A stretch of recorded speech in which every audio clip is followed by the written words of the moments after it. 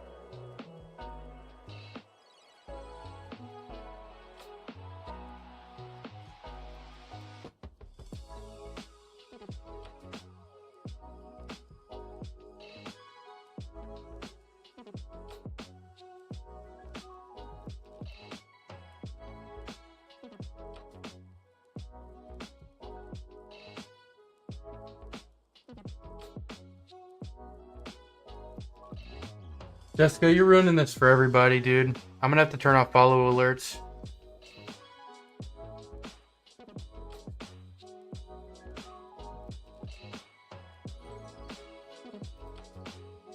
That's unfortunate. Because I really want to see when people follow, but you do it every single stream and it just like disrupts everything.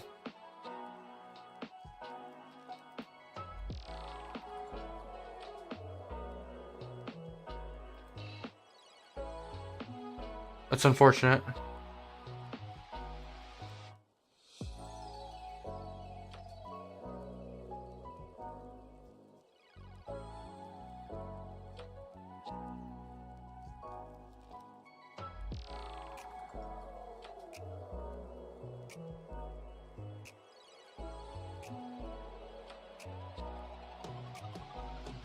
Okay. They're off.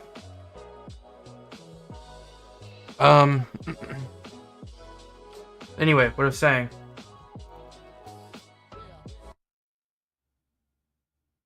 I gotta try and remember where I was at.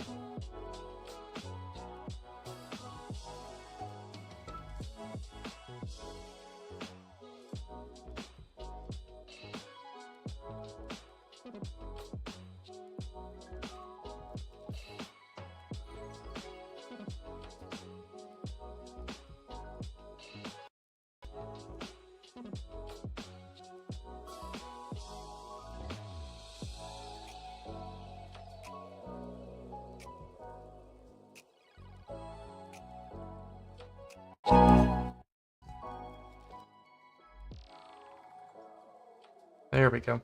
Okay. I want to add in the builder animation as a full thing, so I'm not like dragging and dropping individual frames. Because that is a pain in the dick. I don't want to do that. So let's try and figure this out real quick.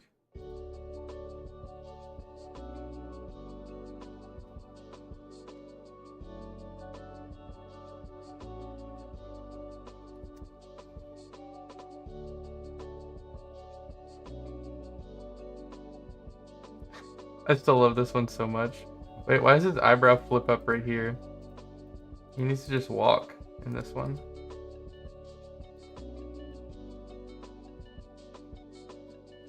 I think I was just playing with his eyebrows.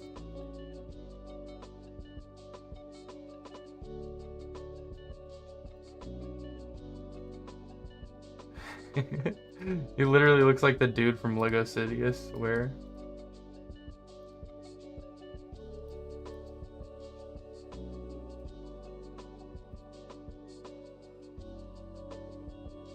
Don't say he looks like me, I swear to God. I swear to God. I know somebody's gonna say that shit. Okay, here's the builder animation. Okay, I need to drag this whole thing in. Oh, cat's going crazy. Hold on.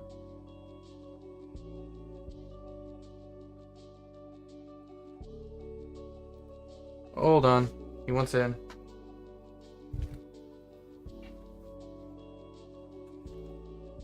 Why are you going crazy?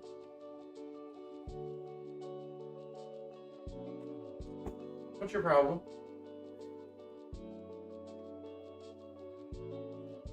Okay.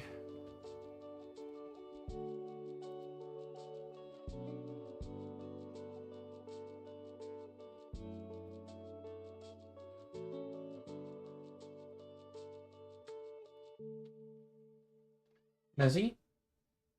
Are you okay?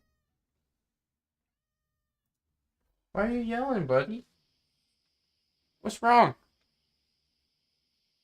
What's wrong?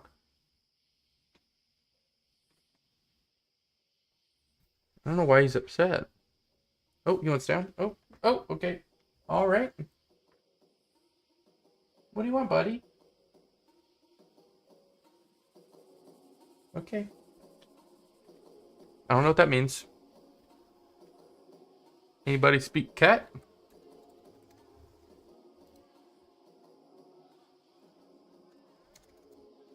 Add an A sprite.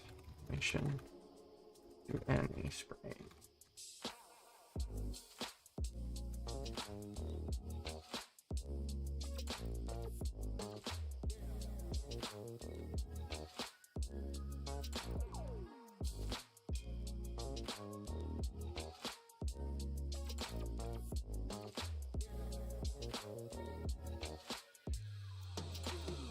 Select multiple frames, choose copy.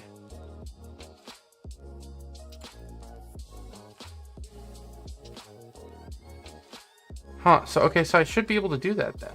So I should be able to select this right here. Should be able to copy the frame. Do Control C. And then I should be able to drop it into, we're just gonna do the builder on layer 3.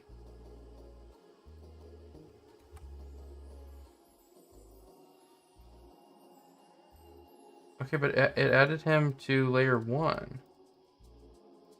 And it didn't overlap. So we're gonna lock.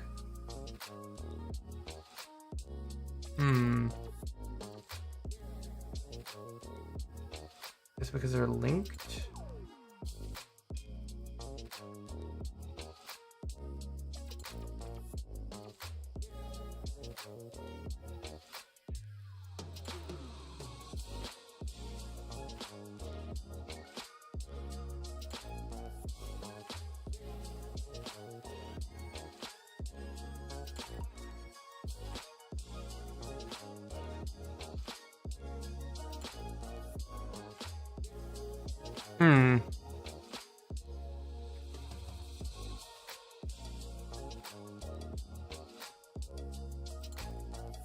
I'll check my Discord DMs later. Try and get some stuff done here. Do I import sprite sheet, select file, builder animation? I need to rename these.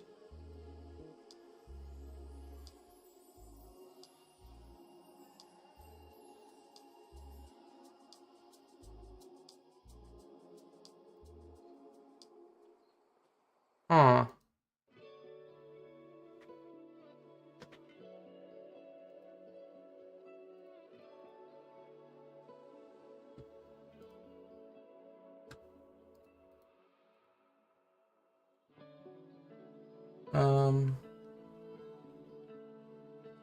Okay, I'll take a look at that later. I mean, I shouldn't have to do that though. Some streamers, like I looked it up and apparently like people who do that usually just get banned.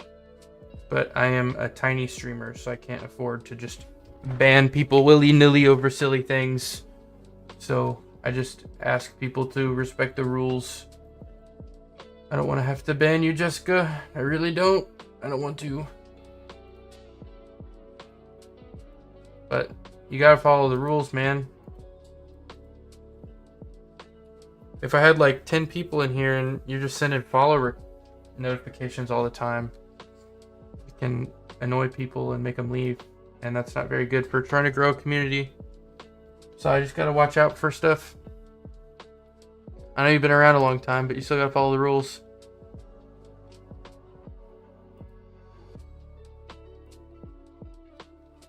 I've got all kinds of rules I have to follow to be on Twitch. Everybody's got rules. How to add a...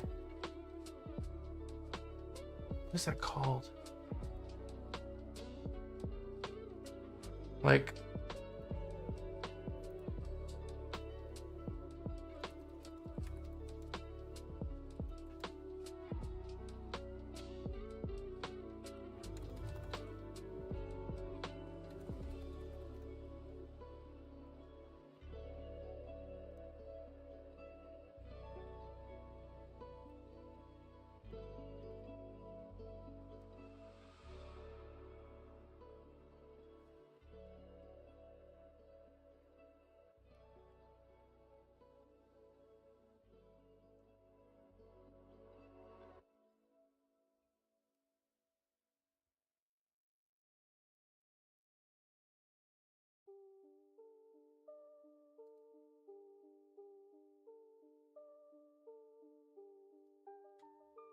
So can I copy this then?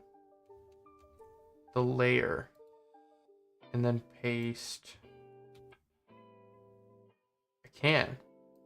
So he's going to be up there doing his thing. Yep, okay, cool.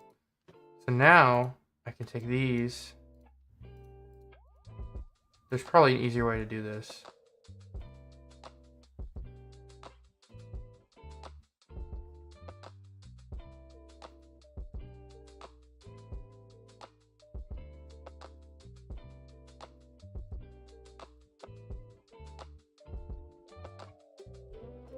Okay, I'm not ready for this anyway yet.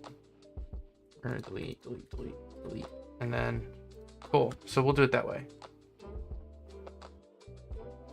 And now I need to...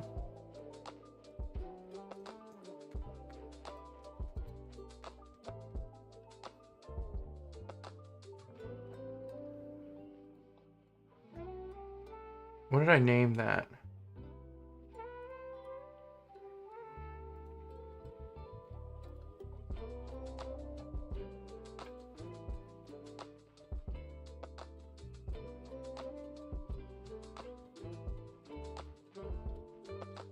Scene intro.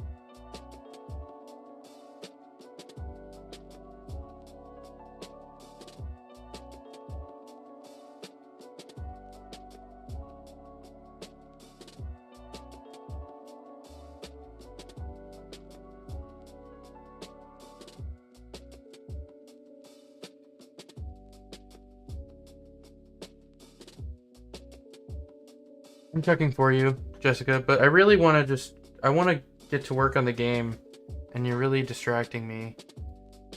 asking a bunch of questions about rules and stuff. You've been in here for like a year. I mean, really, it's just basic stuff. Like, you're exploiting the follow alerts to announce your presence. That's pretty obvious. I have a whole post about rules in the Discord channel as well. I'll add a panel later, though, since you're asking. I'll add a panel to the Twitch for rules, but I mean, the only reason you need rules is if you have people that are just being a nuisance. I don't want to have people in my community that aren't chill, and, you know, if you're doing anything that breaks Twitch TOS, or if you're harassing people or whatever, that's pretty obvious stuff. I felt like I didn't really need to have like it laid out in text for rules, but if you want that, I can make that for you. But it's nothing crazy. It's the same rules that every channel on Twitch has. Don't harass people, don't abuse stuff, it's really simple. I can have it written out for you if you'd like. But I really feel like you're kind of being a little bit of a nuisance right now. For no reason. I don't know why. I'm just trying to vibe.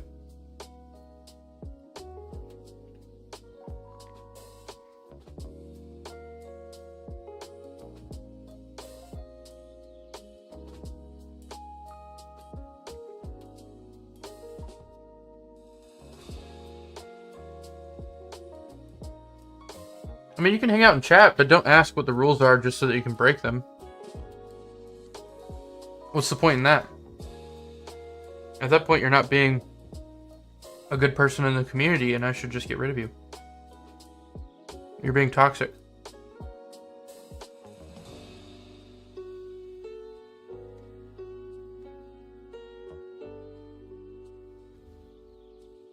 That's all I'm saying. Just don't be toxic. Don't look for rules to break.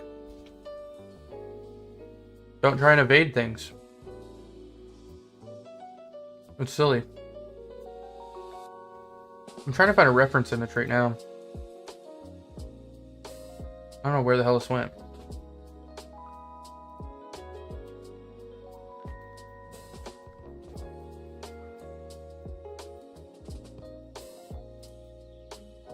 We took too big of a break from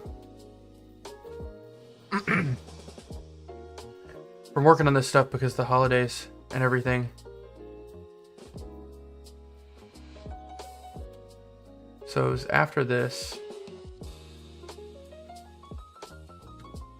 I think it's in my drive. I'm gonna check the drive.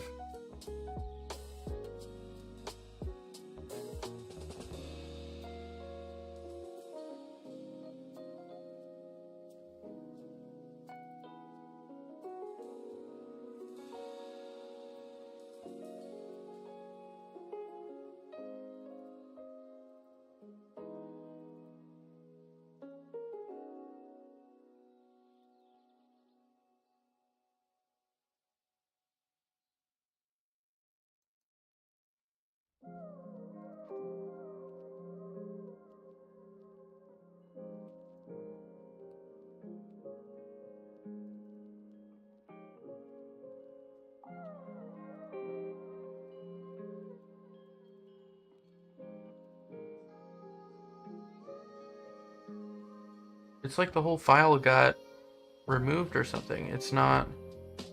I can't find it anywhere.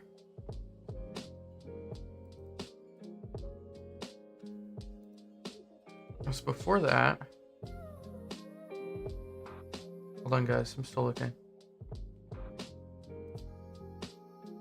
Did I not save it? I made it in Paint.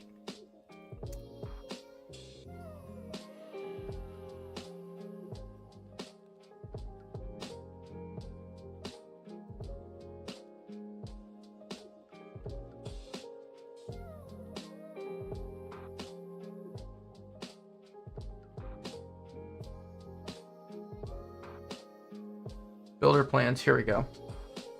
Okay, I'm gonna save this. This needs to go in our drive.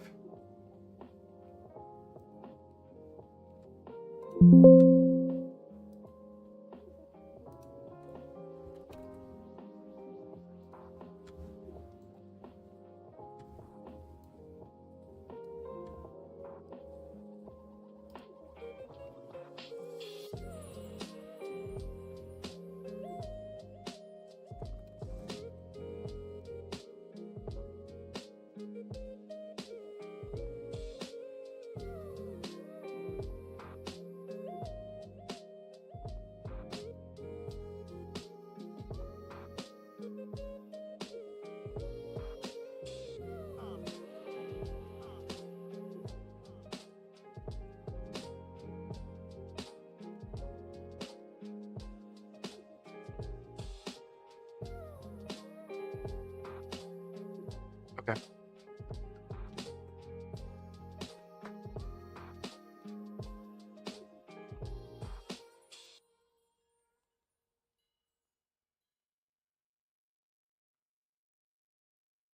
It's okay, Jessica. I just want to chill and vibe and chill, man.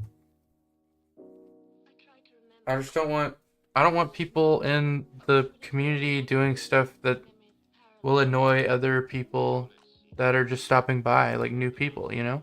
Because the whole point, like the whole reason I'm doing anything right now on here is because I want to grow a community that respects each other, and you know, we can do game dev and play video games together and talk and like meet new people and stuff.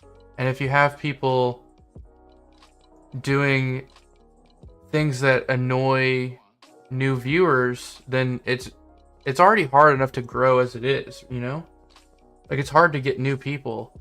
So we need people who are welcoming and want to like say hi to new people and stuff, but not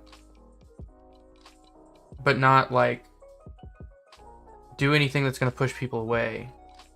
And kind of like spam following and unfollowing to announce your presence is like a pretty obvious thing that's just going to annoy new people and kind of go against the cause. So I don't know. If it wasn't you, Jessica, I would have just banned somebody. Like, if I had somebody in here just unfollow, follow, unfollow, unfollow, I would just ban them. That's what other people do. But because it's you, I'm not doing that. And it's not to say that there's special treatment or whatever, but that's like literal like computer bot behavior. Like spam bots. Spam bots are programmed to do that. I just want to... But you're right. I should have more established rules, and I'll set that up. I should definitely have that.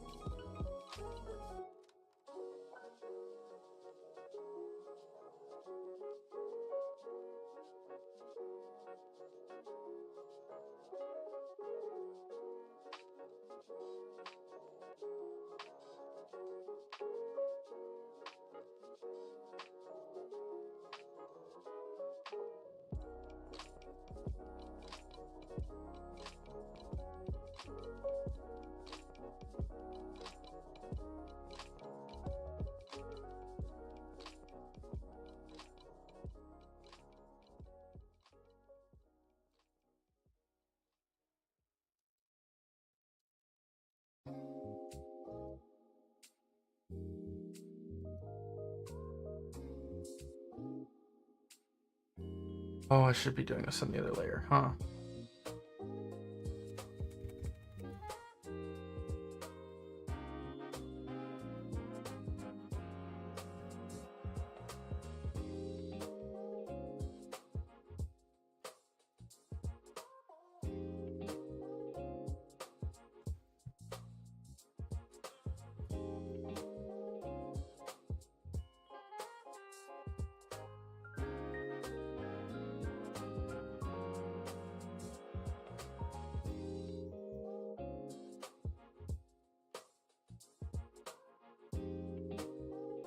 Hmm.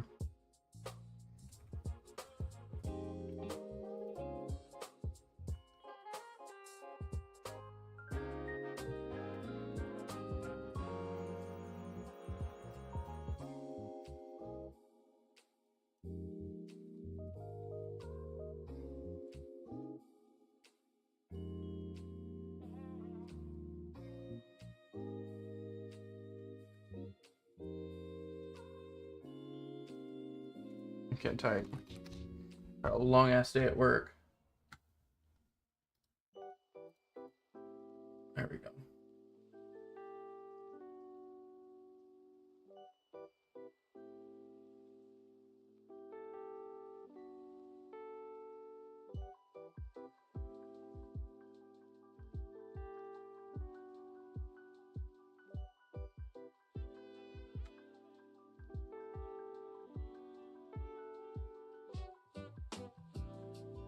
Yeah, you're fine. I feel like you just got a little carried away. And I don't know, I feel like you have kind of scared away one or two people. You know? So I just want to prevent that, right? Like, if my goal is to grow a community, if I have one person that scares away two people, it would be better to just get rid of the one person, because then I would have had two people. Like, if that was my only goal, right? But you've been here a long time, so I'd rather just talk to you about it. And then if we're on the same page, then just it shouldn't happen again. But it's fine.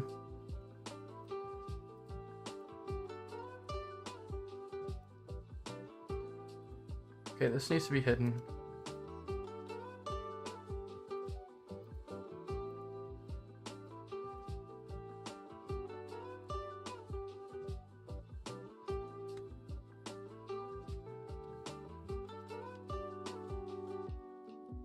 Yeah, this is what we want.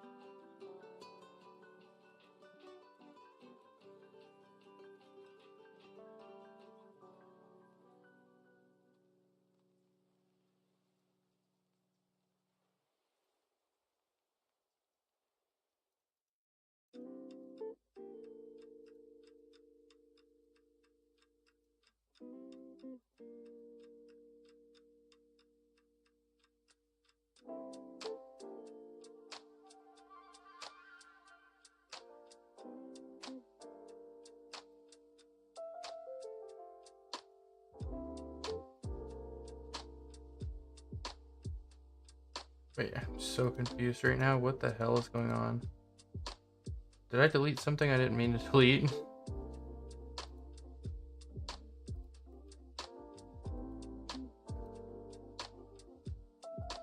There he is. He was just invisible. See, I'm not familiar. I've not used this program enough. Okay, so I want a copy of this on here. Paste.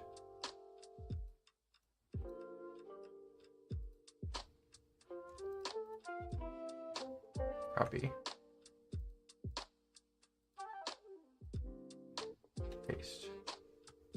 Okay. This is becoming promising. I got my little builder here. And then on the plan, he was going to be... He needs to be like on the left side, probably.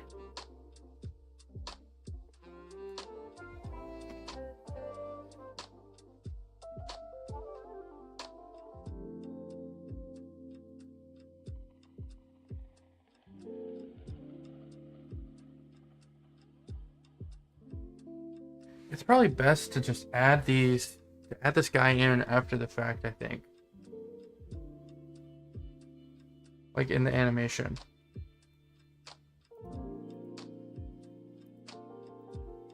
Which would mean that he needs to not be here.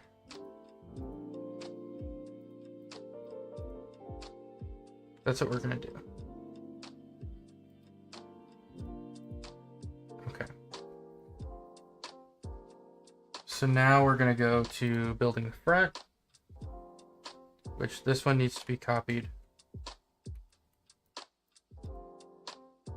And then these two are done away with.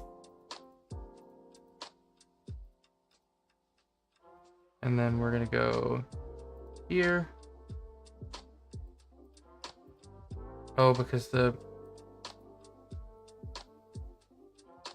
Damn it. Okay, this is kind of fucked. Which one has the whole building on it? None of these? Amazing. Okay. I have to leave it. Shit. Okay.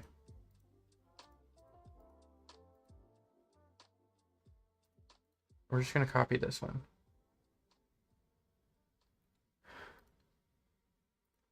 It's fine. It's all good. Lock this one. Lock buildings, unlock landscape.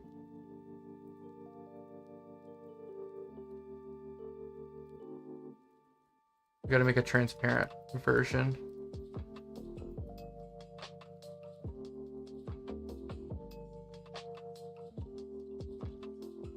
Okay. So this is good. Now we're gonna copy this whole thing. Like so. Copy. And we're gonna lock this and go to building one. And paste. And now, if we go back to landscape. Hold on. If we go to buildings here. And we paste there.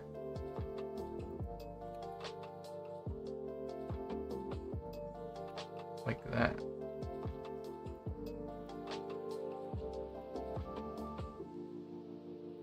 Okay.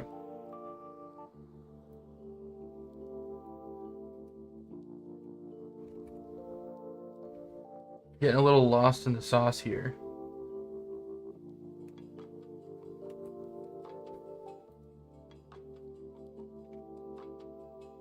Because I want to move this up a layer, but separate it from the background.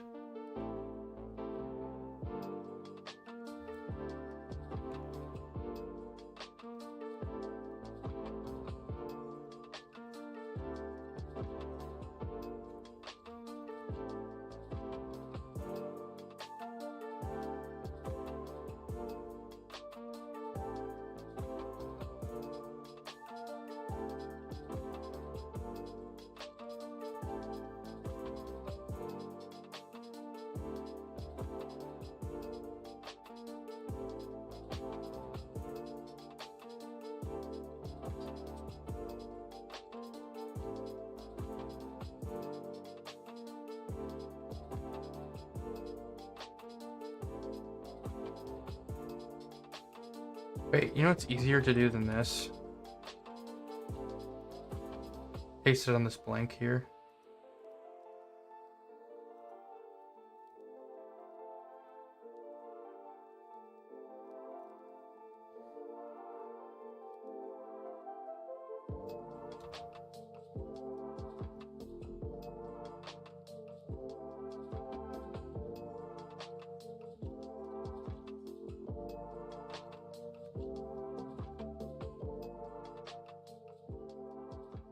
There we go. Cool. Now this is going to go away. Awesome. Now we have this separated on a layer correctly. I'm going to take this real quick. This got really confusing because I don't know. I'm not efficient with Ace Bryant yet. Now we're going to go to this one. Paste. And this all should be on the building layer. It is. Perfect. Okay. Now we're cooking. So virtually all of these here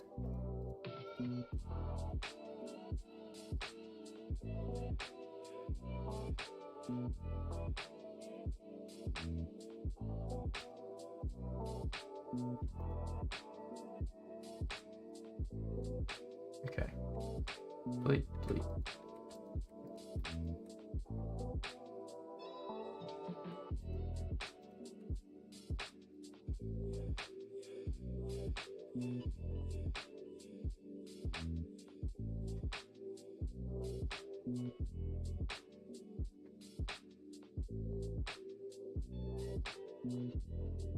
Wait, what?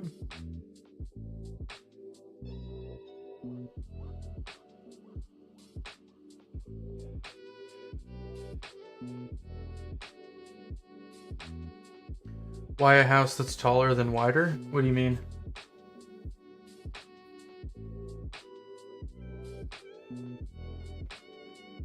This is the first upgrade. So you get, this is the building of the first house.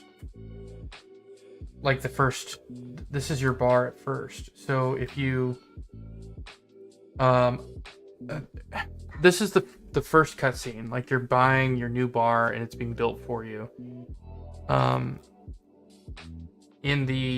have plans of this somewhere, but basically like when you upgrade to tier 2, it looks like this. And then when you upgrade to tier 3, you get this side. Right? And do you know what like Viking houses look like? Really just like Germanic medieval period houses, in like period, right? A lot of them were taller and not wider. But also you see houses like this in cities and stuff today, like shotgun houses. They're like 20 feet wide, but then they'll be 2 or 3 stories. It takes up less space in the town square. But doing it like this leaves room to upgrade because the guy comes back because you were a successful business. So he comes back and adds to the house or the bar. Which that's the thing is like you also live upstairs. So there's a house above the bar. What did you say before here? What happened to stopped Organator? What is that on Twitch? What are you talking about? What does that mean?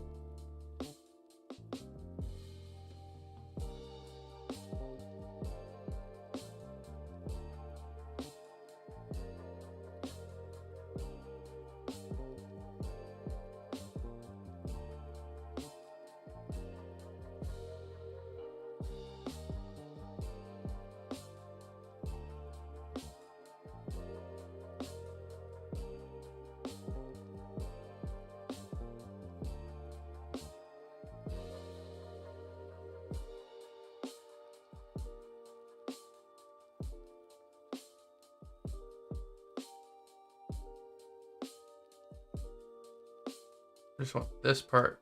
That's it.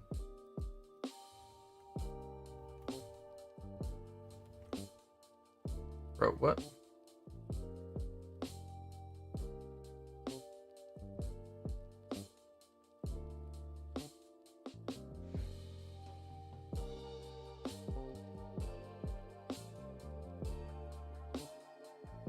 Some random sent a message that got deleted on Twitch. Name that.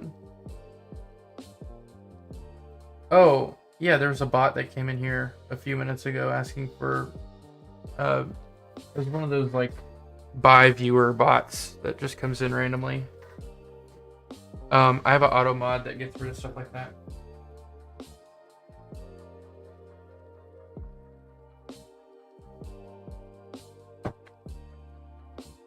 Rob should be on here soon.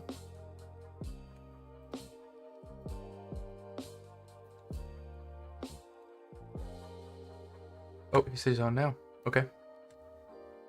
Hello, Rob. Hello. What's up? I had to crack down on Jessica, dude. Again? What? Again? Again? Dude, she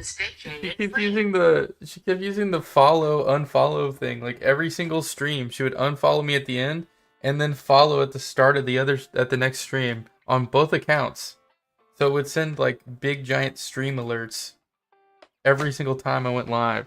And I was like, girl, you're pushing people away and you need to stop doing that or I'm going to ban you. Damn. She said sorry like 15 times and it's okay, but if some random like new person was doing that, they would get banned. Oh, you would have banned a long time ago. They would have got banned on the spot. I was like, Jessica, you've been here a long time. You know better. You know better than doing this shit, dude. The only reason you're still here is because you're a legacy member.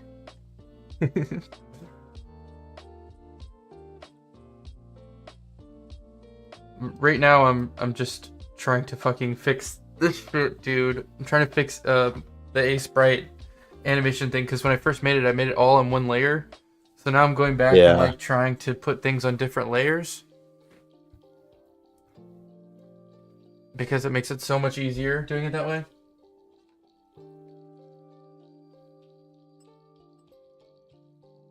Yeah. My day was really difficult and annoying, and I may be moving jobs soon. My day fit the annoying part at least. And yeah, that call I mentioned earlier, I was an hour and 15 minutes late clocking out. Goddamn. Then I had a couple other things to take care of before I got on here, including getting some food.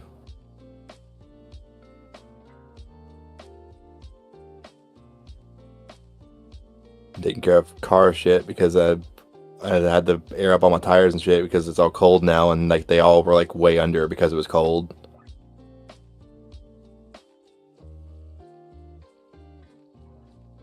I still have plenty of snow and ice in the driveway. It's not fully cleared off. It's partly cleared off, but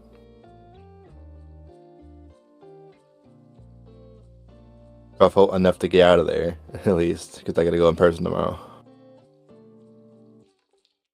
But yesterday and today I'm supposed to be in person normally and I was at home because, yeah.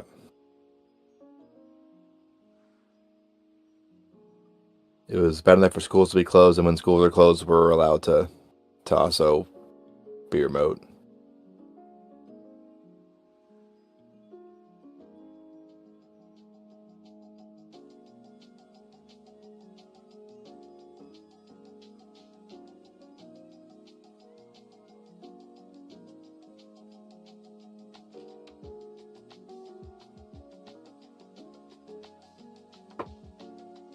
Okay.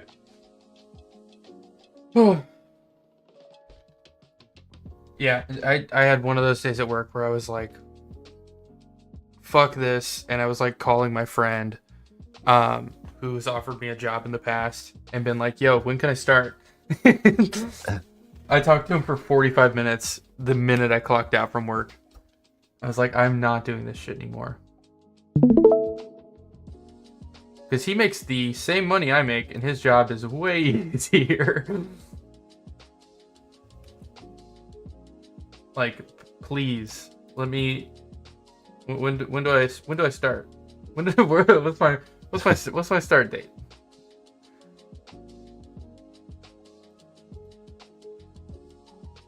Okay, so this one's right, and then let's try and add it to.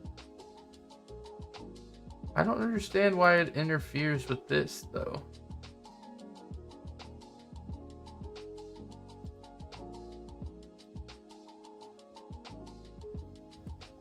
This has me all kinds of fucked up. I don't know what the hell's going on right now.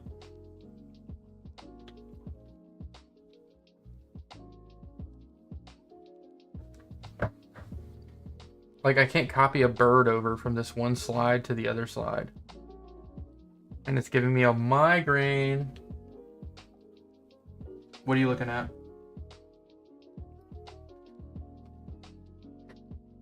Rob? The Trello.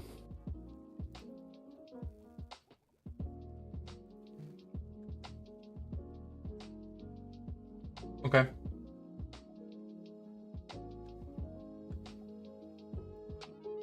I make cards for each customer. I'm just trying to keep track of it and figure out what needs to be done. Yeah, you're good. I can help you real quick. I'm assuming we probably don't want to show this on stream though, since it's like long-term plan stuff, right? Up to you. I don't carry it away, but Really? I thought you'd have a pretty strong opinion on that.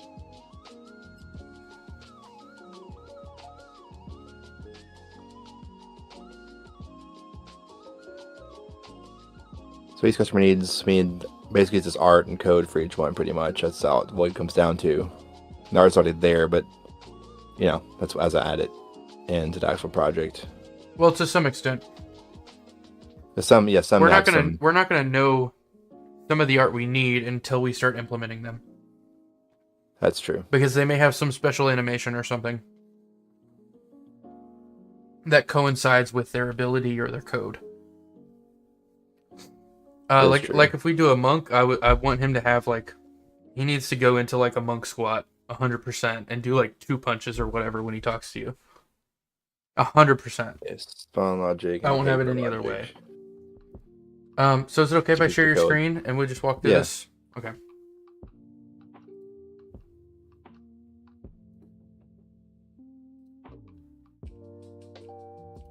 Okay. So I've got the drive up on the other screen here. Yeah, me too. So this is our Trello, guys. This is kind of just like a little glimpse into the behind the scenes that we haven't really done before. Over in the far right column is done. That's the previous version. That's the version we just capped off.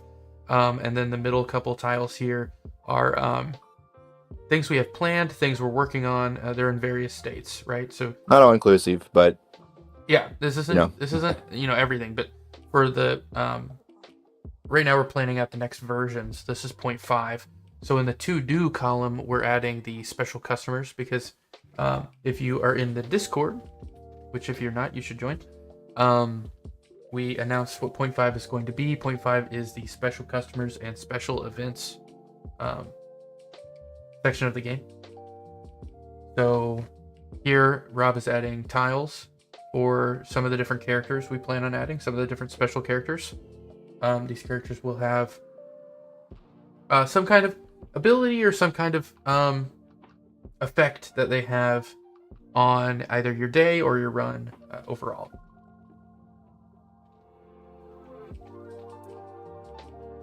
So they're there to just switch things up, for good or for worse.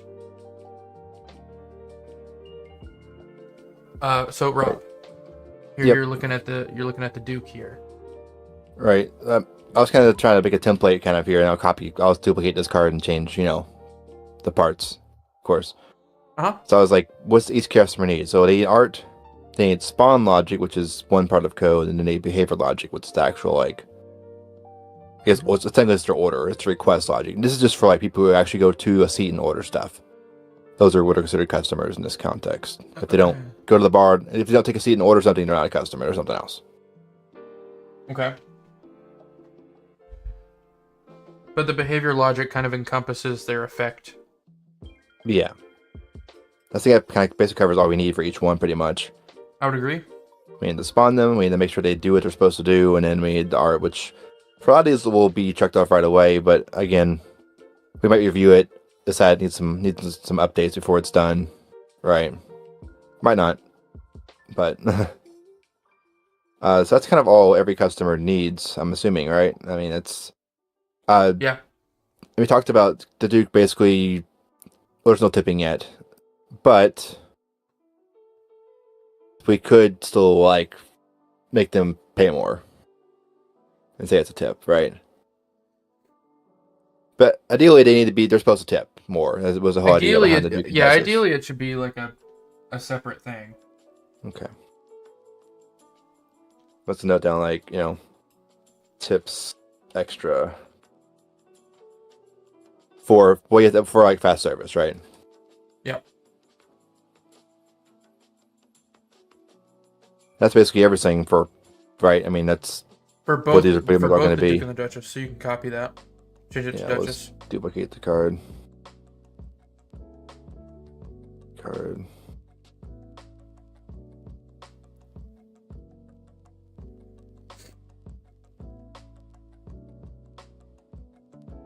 Top. That's fine. Duke. It copies the checklist and everything too. Let's see. Then we have. We got the drunk. The drunk. Yep. So we decided that the drunk is not going to be. It's not going to be a state, right? It's going to be a special character. Not like a state of being. Yeah, that could be a thing later, but I mean, this is like people can get drunk, but this is the drunk, right? He's guaranteed. He's drunk when he gets there. He's it's the first bar he's been to already. Yeah.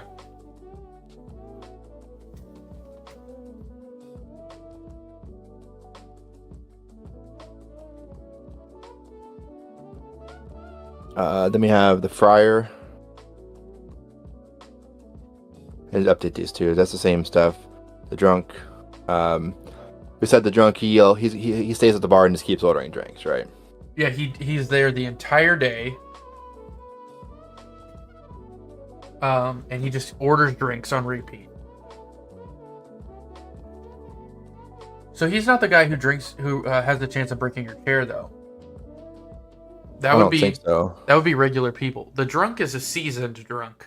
He's not going to break a chair. He's used to it. He's drunk every day. He knows what he's doing. He's drunk every day. He's not going to be thrown off balance. This guy was born off balance. Like, we have the friar. And the friar can only order wine. He should probably pay more for it too, right? I would think. Probably, but also like if you're doing like a wine build or something, maybe you want a bunch of friars. Right.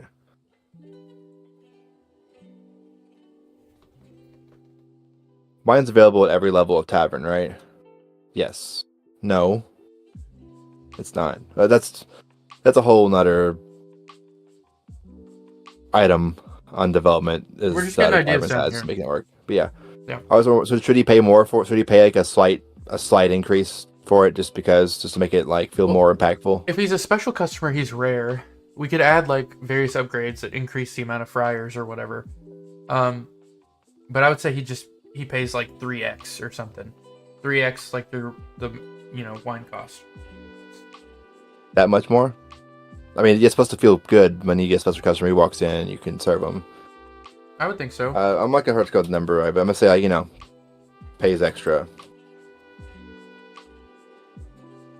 I mean, what's the difference between that and pays 2 hours? Like a tip, 3 times? Like a tip for because the Duke and the Duchess. He can still technically tip too. Everyone would have a chance to tip, right? Yeah. If they're served fast. I just feel like it should be a multiple.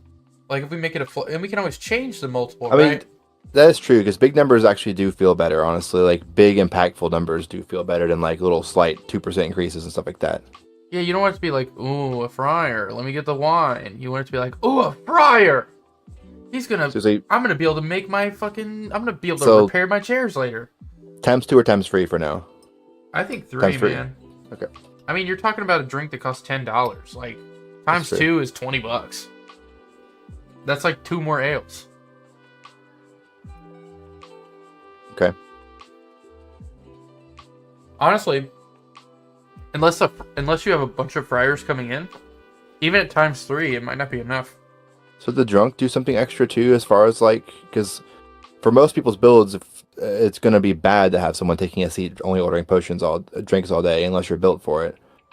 Should he pay extra for? Instead of changing maybe he guarantees tips. Maybe he's a guaranteed tipper as well, but not like not extra money, but just. I feel like a lot of drunks don't even pay their tab, man. Probably not. It's okay for things to not be good. Yeah, that's true. And then also, we need to add more upgrades that influence, like, drink builds in which you would want the drunk. True.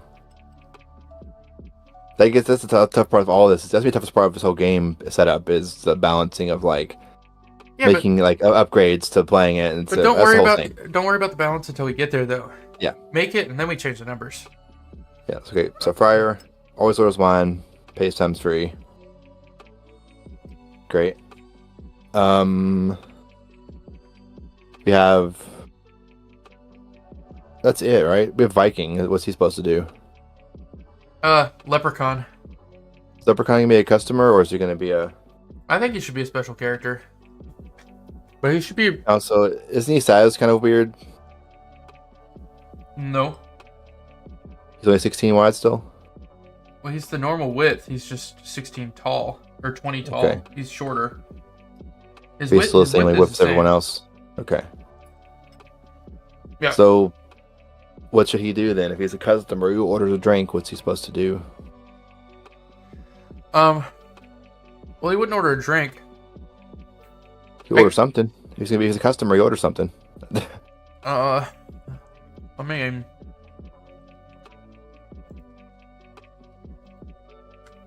we have a document here. I'm trying to look.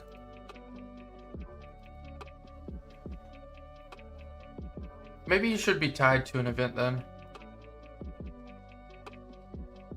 I feel like he should be. Maybe he can guarantee his Make It Rain being in the upgrade pool for the next day or something. If you like, do something. I was thinking he just runs around your kitchen like a madman, and then runs out. And if you walk into him, you just get money. That's what I was thinking. Okay. So our goal is to have those people in this update too, though, right? You want the event characters ideally in the next build as well, right? Yeah, the events and the characters.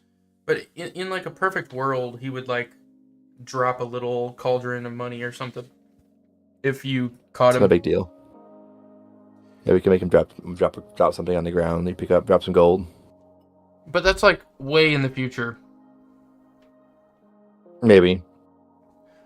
I think just walking into him is sufficient. Okay. But you think that should be something we include in this update, though, is like the special characters that we've got so far as well, right? The next update. Right, and customers. I think so, but that's up to you. Event characters, right? That's ideal, at least. Yeah. I don't know if I was going to add to-dos for the special for like the event characters. Probably.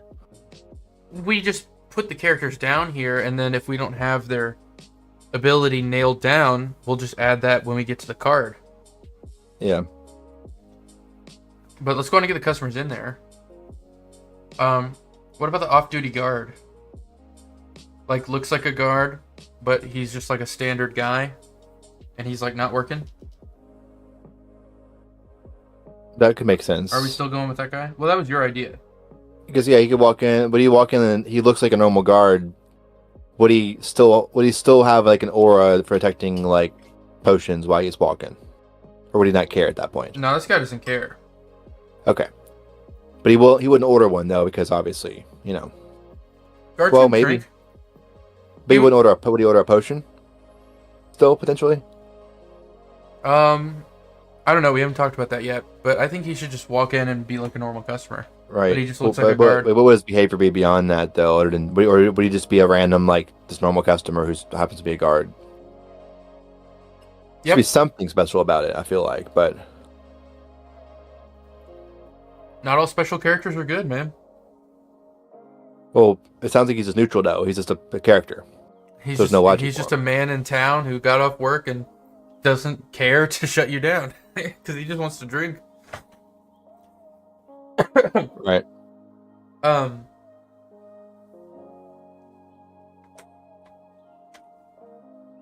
Maybe he's a character as a penalty for not serving.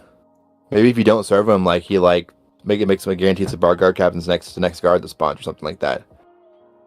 Sorry, if he doesn't what? If you don't serve him on time before he gets frustrated and leaves, maybe it guarantees a guard captain spawn or something like that. I feel like that's a lot of code. Maybe. I say we make him normal for now. And then if we want to add an ability to him down the road. They'll still spawn on as a special customer. We'll have to figure out the spawning logic too of like all special customers should probably be in a pool. And the logic the table just determines whether it's normal or special customer. And then it chooses randomly from the special customer list, basically. That's a whole nother conversation too, I know. I thought we're just adding customers right now, man. Right. One thing at a time. So do you want to go on and add the off-duty guard in there? No, but I'm saying if you add customers, right now we have to add data of table stuff for each individual one, which is going to change our odds across the board for everything, pretty much, the way it's balanced. Well, yeah, it's going to have to be its own table. But I said no, if the spawn logic should be like special customer, and then choose one from the list randomly, or if it's like an actual, I don't know. Well, it doesn't matter. It wouldn't choose randomly because. Well, this is a whole nother can of worms, though, dude. Yeah, it is. We need to have this conversation another time because we're going to talk about it for an hour. Yeah. We're not going to get anything done. Right now, it would just be literally adding more entries to this, which have to do 5 times, of course, with balanced numbers for each one, just to add them and spawn them. If not in this table, they can't spawn. Okay. Anyways, let's see. Well, let's get stuff down first. So, Duke, Duchess, Drunk, Friar, off-duty guard. Yep.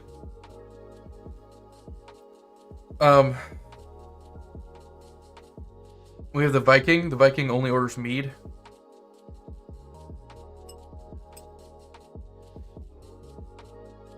Actually, just thinking out, they all need to have their own entry in that table, anyways, because the lower taverns won't. The lower tavern might not have the same people because it doesn't have access to certain things yet. Of course. Yep. Create card. Yeah, they're all gonna have to be their own thing. Off-duty guard. Just for now, normal. Just like guy. Yeah. Normal customer looks like a guard. And then we have the Viking, who is the same as the Friar but with mead instead of wine. Jessica said, "Hey, I've been wondering what's the story behind Cowhammer Studios." Rob, do you want me to take this? Go for it. So, me and Rob met at a non-disclosed corporate location where we both worked until I was wrongfully fired by a woman who looks like a troll. That's besides the fact. We both found out that we both liked game development. His online, you know how everybody has like an online presence kind of thing. You have a Steam name, you have a profile picture or whatever, or a Discord name, something that you always default to. Like yours is Jessica, which is a normal human name, so you don't have what I'm talking about really. But like mine is Storage, right? So his was Cowface, and it's a picture of a cow, like you can see over here. That's what my full name's on. My full name's on this on the cards on this. I don't care. It's out there anyways. It's on my Twitter. But well, yeah, my name's on the thing as well. Anyways. So Rob goes by Cowface online, has for way longer than I've known him. And I go by Thorge, and Thorge is the name of my dwarf in World of Warcraft. So we thought, cow? Dwarf. Slam it together. Cowhammer. And then a baby was born. It was our baby. And we love this baby a lot. Does that answer your question, Jessica?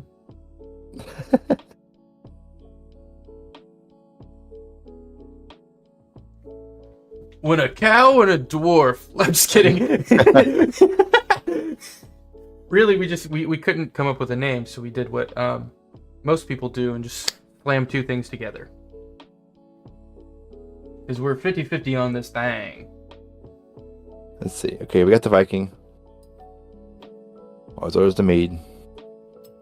Pays. I think we can pay triple as well.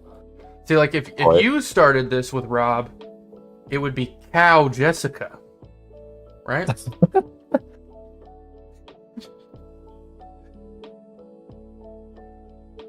You know what I'm saying?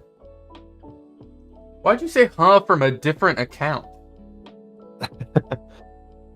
Like you switched from YouTube to Twitch to say huh? Anyway, what, Rob? I don't know.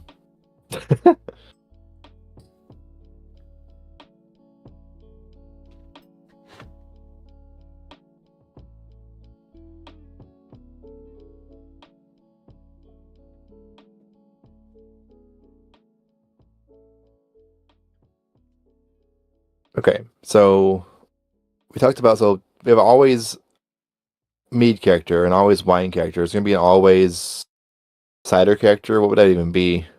Granny shows up. Johnny Appleseed. No, because you get Granny's apples on the upgrade board. Granny's who shows up to get and pays more for the mead. Or for the cider, I mean. You'd rather have Granny than like a big burly lumberjack? Oh, maybe it's the dude who builds the tavern. I don't know. The builder? Bob the Builder? I don't know.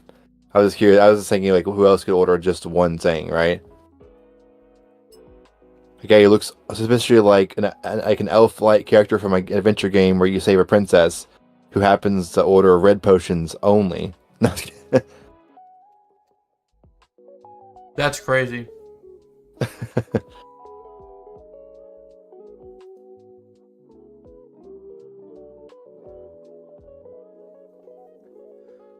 All right. Characters associated with apples. We have Snow White from Disney.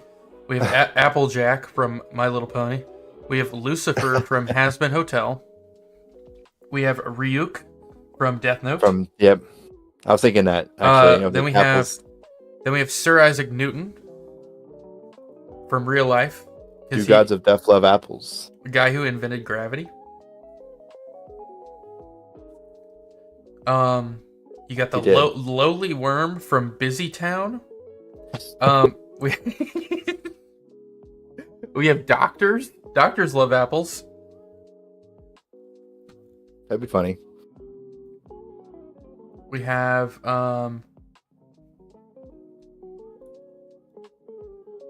teachers. Teachers like apples.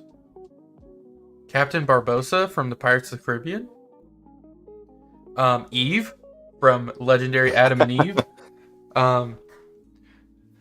I've made you. Here's a tree with fruit on it. Don't touch it. Immediately eats the fruit.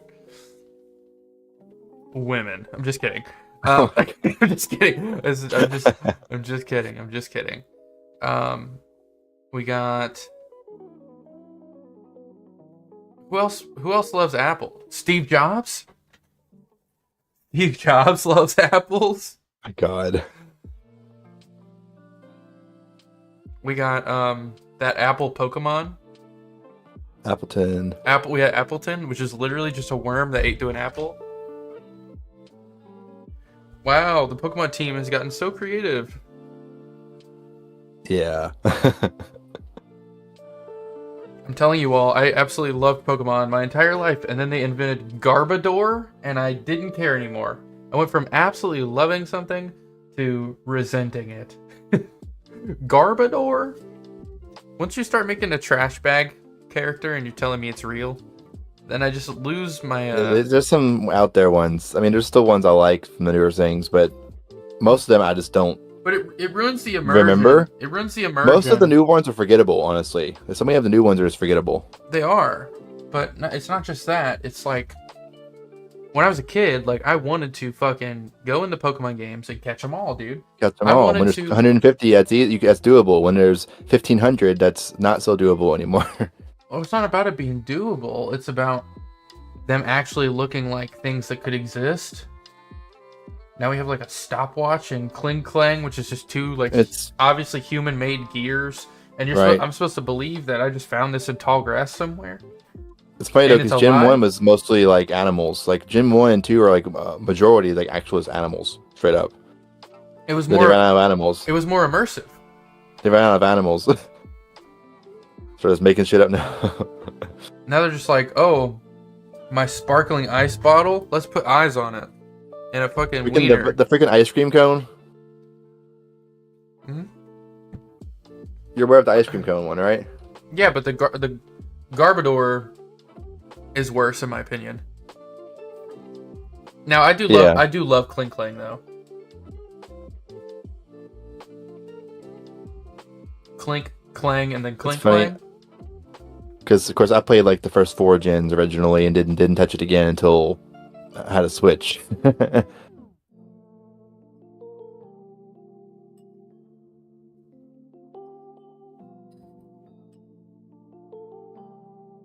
Okay. I mean, I did the same thing. I skipped Black and White and all those. I started back up with... My first Pokemon game in 10 years was Let's Go Pikachu and then Shield. Yeah, I beat Sword. I played all the way through Sword. I mean, that's the first one I wrote credits on since I was in high school. Which for me is a minute ago. Me too. Less minutes. Well, less minutes, sure. It's still been like fucking 8 years, man.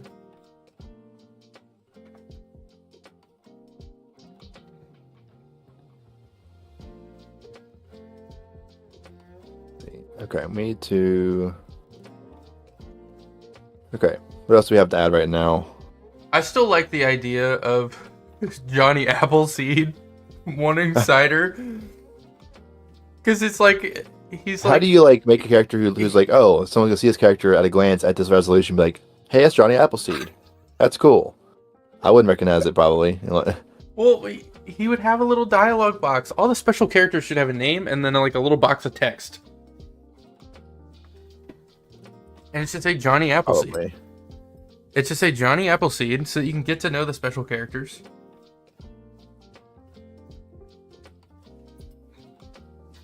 I think everything so far like doesn't really break like the setting.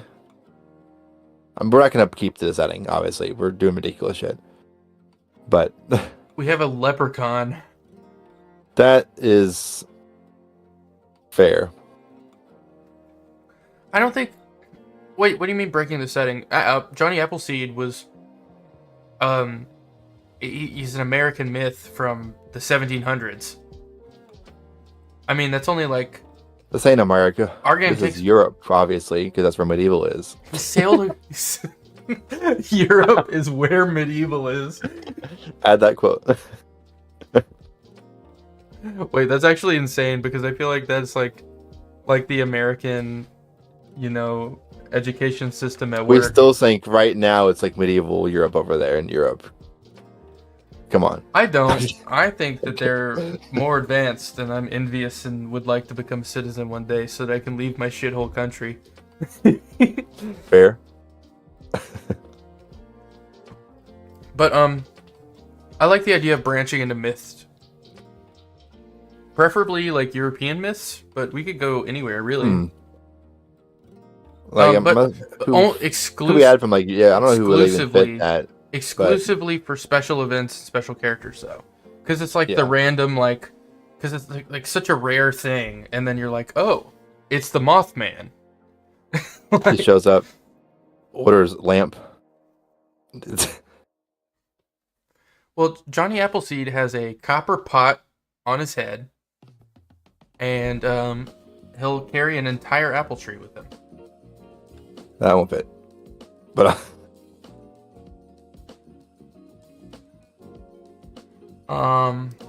okay, so anyways, all the ones listed here we have art for already. Though all the ones listed so far we have art. Like literally, it's all code implementation now. I mean, there might be some art improvements, of course, potentially. So, the monk. Oh yeah, the monk. He's a event person, though, not a customer, right? Vince, we talked about the monk, letting you like dash or dodge roll or some shit. I feel like these ones that unlock stuff, like the ones if it unlocks like a new upgrade you can get or whatever, that should be an upgrade in the pool going forward for like future runs, whether you run into the monk that run or not. You don't think you should have to run into him? I feel like, well, I feel like you should have to talk to him and do something in the moment, but once you've encountered him once, like that upgrade is a purchasable upgrade that can be randomly be in the pool on future runs. Just you might encounter the character again, maybe they'll do something else, or they'll, who knows. I kind of like you encounter a character you get it for free. You encounter a character you get it for free or way cheaper than if you get it from the upgrade board, of course. I like the idea of it just like you have to run into him. Like, is it? I don't know. New run, new life. Just absolutely be like things that you get that once you've unlocked it or encountered it, it's like I think it's always something that can happen in future runs or be available in future runs. I feel like that's as replayability. Most games in like the roguelike format do that, right? Because I feel like they do. I don't. Like Watro, I don't as you see... play, every time you encounter, like every time you get an achievement, a new Joker gets unlocked that you can randomly run into from all future runs, right? Yeah, I don't think there's a difference in randomly getting on an upgrade board and then randomly getting it through him going into your store. Right. But I mean, the first time you should have to encounter the person in the store, right? That's what I'm saying. It's like, yeah. I think it should be something that can show up in the upgradable for cost, of course. Okay, let's do that then. But I think if you encounter him, maybe he just gives it to you, or maybe he gives you a much better price than the board would cost, and then you won't see that upgrade on that run on the board again, or whatever. That's just a thought.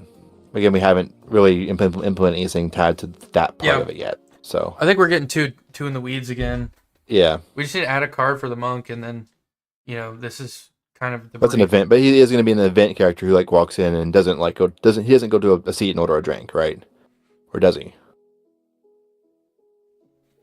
Maybe he does order a drink, and you can see. I mean, if you serve him, he'll like pauses and there's like dialogue that happens. Like if you serve him quickly, he'll give you it for free. If you serve him slowly, he'll give it to you for a price. Something like that. That sounds like a whole week of your life in code. It might be. Let's not do it then. Okay. Well, I think this is not gonna be. I'm gonna copy one of these anyways, but it's not a customer, right? It's not gonna be a customer. It's gonna be an event character. I was like event dash. I'm thinking monk. Here's a hot take. Okay.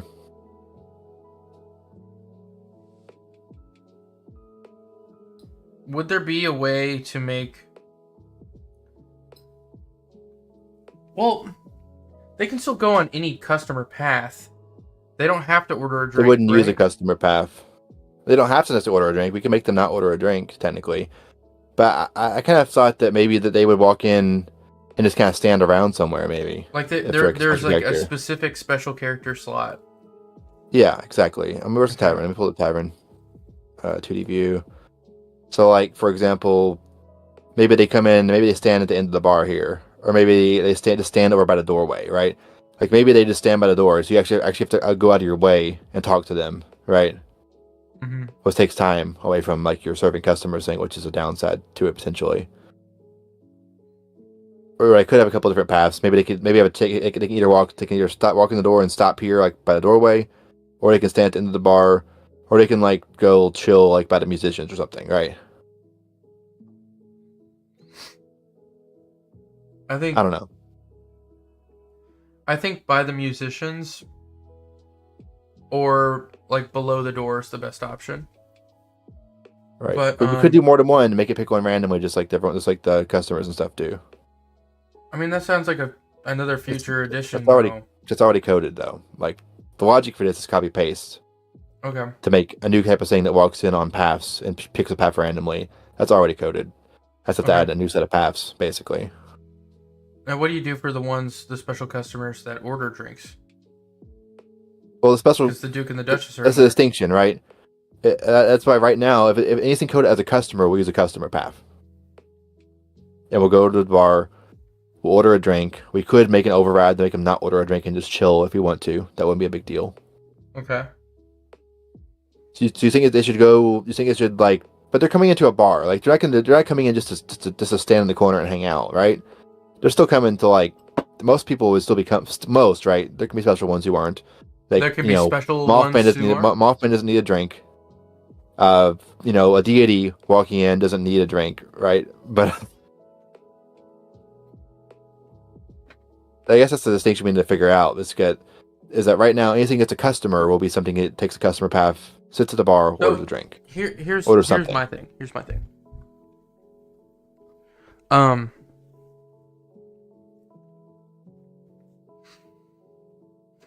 So, are we still planning on doing a compendium of sorts? Yes. That has characters that you've unlocked or characters that you've seen. Yeah, I'm not sure but like, we haven't said it like functionality, but like you'll definitely be able to go to a spot on the menu and look at everything you've encountered and like little gray silhouettes of everything you haven't encountered. That's straightforward. That'd be cool. I think we need something like that in this game because it gives you things to look forward to. It adds mystery.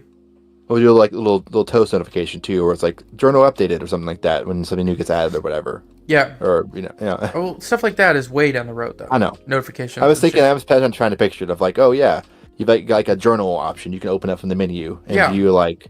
It should be like a book. Every type of person you've encountered, every event you've encountered. Well, it shouldn't be every person. Period. It should just be special characters. Yeah, because the default characters are just randomly generated. There's no like collecting those or quote unquote collecting those. So, okay, so that sounds good then. Let's go back to the Trello and knock out a couple more of these real quick. But that's the question though. But that we need to figure out though for sure the distinction between a customer and event character, or should they be one and the same, use the same paths, and they just don't order if they're not somebody who orders a drink. Should they still go to a seat, or should they do something else? I feel like for most things, it makes sense for them to come order a drink still. Like, the monk would still be here for a drink, probably. Maybe, if they drink, right? Monks don't drink. Oh, well, this one does. He only does cool fighting moves when he's drunk, dude.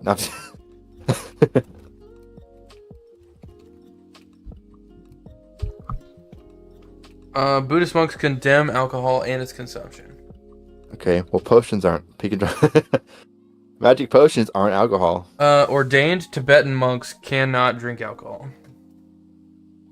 Well, we promise that all of our potions are alcohol-free.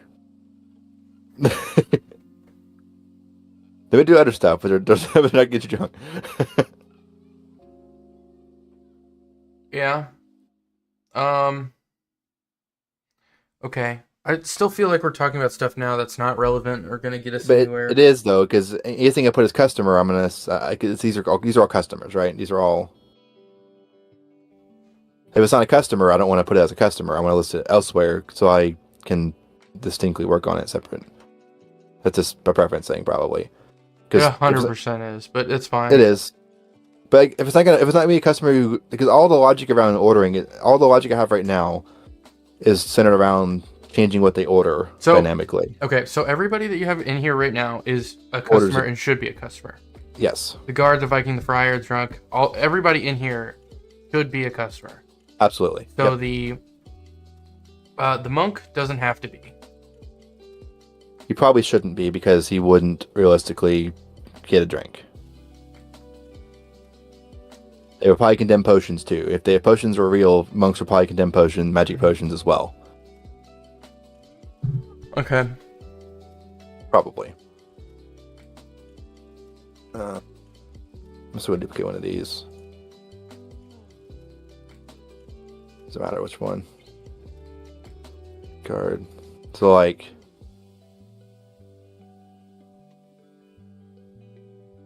Let's like event.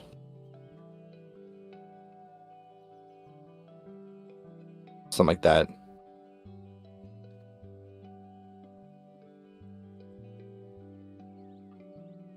Are they still going to be the same like customer spawn logic though?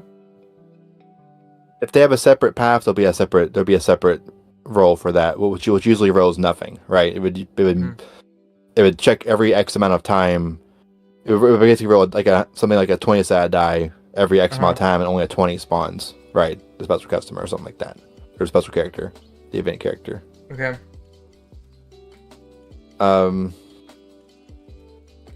So this one, I guess, technically unlocks some kind of movement ability. We haven't determined exactly what yet. Either a roll or a dash or something. Yeah. Could have both. You just say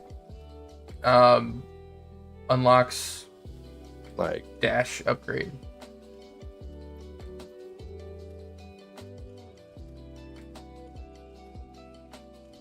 Sure, that's all for now. Yeah. Now there's a lot of characters that I have kind of ideas for that don't have art yet, that we also haven't decided on an ability for. That's fine. If you don't know yet, I don't think every event character needs to have some kind of ability. Like some of them can just be a collectible thing. Like you're trying to fill out your compendium, like you want to find them, you want to see them. Maybe they have like a dialogue option or something, but they don't actually like provide you an upgrade or something like that. I don't think all of them need to.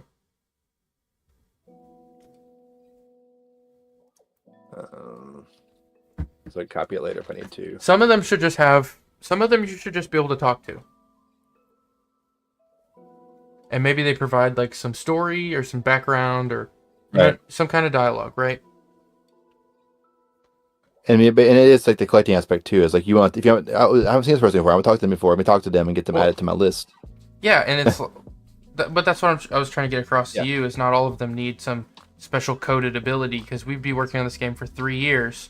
If we had 60 or 40 special characters or whatever, I don't think we're heading that many. But if we had 40 characters and each one has their own like ability and animation and shit, we're gonna be working on this in 2027. And we need to move on by then. Okay, so what else do we got right now? We have the Leprechaun. That's an event character, not an ordering customer, I'm assuming. Yeah. I like the idea of him running in and like you have to grab him or tackle him or something, or just catch him. He's like says some dialogue line and throws some gold on the ground. Should there be a third category of characters that just kind of stand in the corner and talk to you, or should those also be event characters? Probably just event characters. For now, we'll say they're event characters for sure. Okay. Who else we got? We got Leprechaun. He's an event character. With the Leprechaun, he's an event character. We have Black Line Guy from Background Town. That's about right. Yeah, that's right.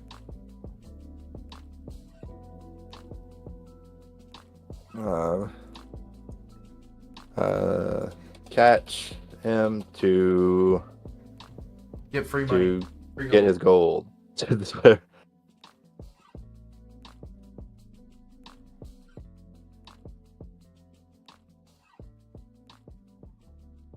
Okay, you said the the background town. I say the background town dude's a customer, right? He's going to come over to a drink, right? We never decided for sure. Again, we can always change stuff later, right?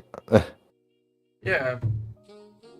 I said no. Like I thought it was just gonna be more like a reference to it, and like he would just walk in and just be a customer and order something, probably. Maybe a special dialogue line though. And again, once we have dialogue system in place, we probably can make special customers also have a dialogue line of some kind that they like can do. That wouldn't be a big deal once we have that system in place.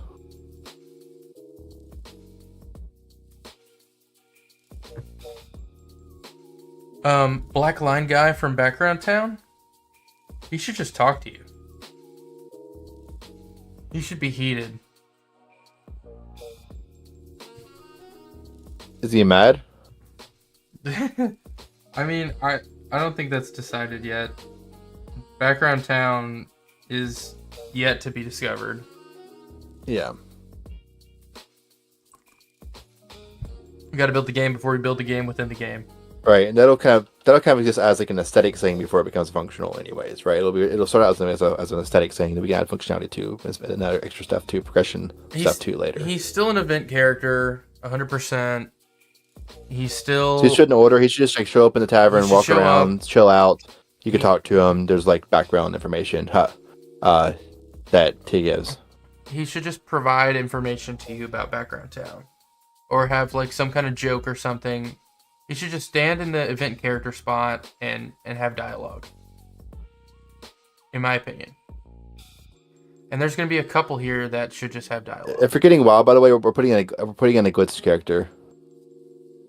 A glitch character? Yes. Like a janky like glitching around like animation, like type situation. I have it pictured. Like a program kind of thing? Like a glitch in an old game type situation. Like the glitch fish in web fishing? Or something to that effect, yeah. Switches between like 4 different fish and has all like light blue and pink pixels around it? Something like that, or like, I mean, that's what's on my background on my profile picture is the missing no pattern from Pokemon, like the glitch from their verse games.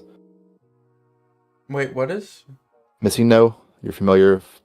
Yeah, but what is you said profile picture what? That's in the back of my profile picture. That's what the squares are behind the cow on my profile picture. Oh. Hold on, I gotta look really closely at this. At least the right color pattern. It's a square, so it's not like glitchy looking, but it's the same color, pixel colors from that. Okay. Because that came because my skin on Minecraft back in 2010 when I first started playing Minecraft, and it was just very basic, and it wasn't cross-platform, it wasn't on mobile, it wasn't owned by Microsoft. And basically, the old version, you upload a skin. I mean, you used to play the Java version sometimes, I'm assuming. Yeah. You just, upload a skin file. My skin file was missing no and had like glitchy looking pixels around the head part as the helmet part, as the hair part of it. So that was my Minecraft skin. That's why I started using that as like a background / picture. Huh. Gotcha. Well, then add that in as a card. Like, yeah. Which, well, I guess it would be an event thing. If they don't have if they don't buy a drink, event. That's the distinction, right? If they follow a customer path and take a seat and order a drink to a customer, if they don't do that, they are not. So do you want the glitchy person to buy a drink or no? The background guy needs to be an event. Okay. Because he needs to just talk to you. Copy. What's he called again? Background town line. This background dude. I have background guy. I have black line guy. Is what I have. Black line guy from Background Town. Okay. Where'd they go? Did I not save? What the? Oh, you've hit your maximum cards on the Trello free version. No, I haven't. I thought I saved that. I guess I didn't save that. Copy card.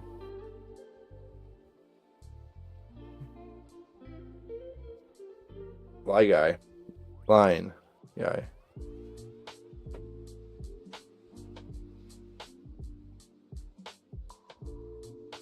Oh, there he is. Okay. To put like from Background Town. He should just have story for you. He should have like just wants to chat. Yeah. Just wants to chat about your warring territories. And then we make another game that's like all these stick figures versus like medieval Europeans. And it's like when the kingdoms fight.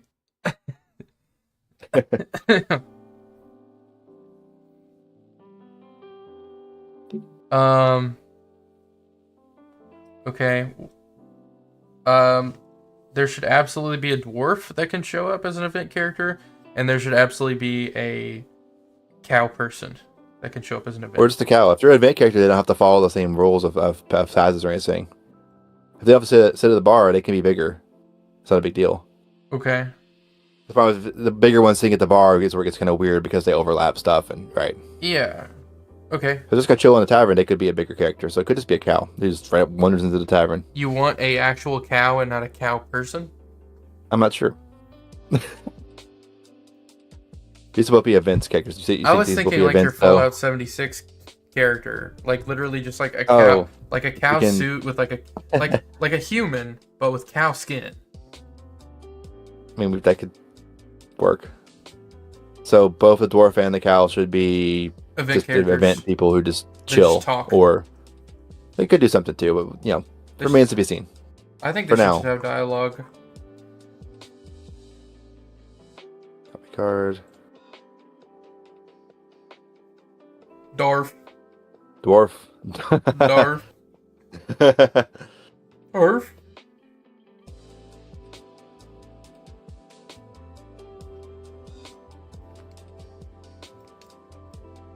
Dwarf. What's the name of yeah, Skyrim? Name of what?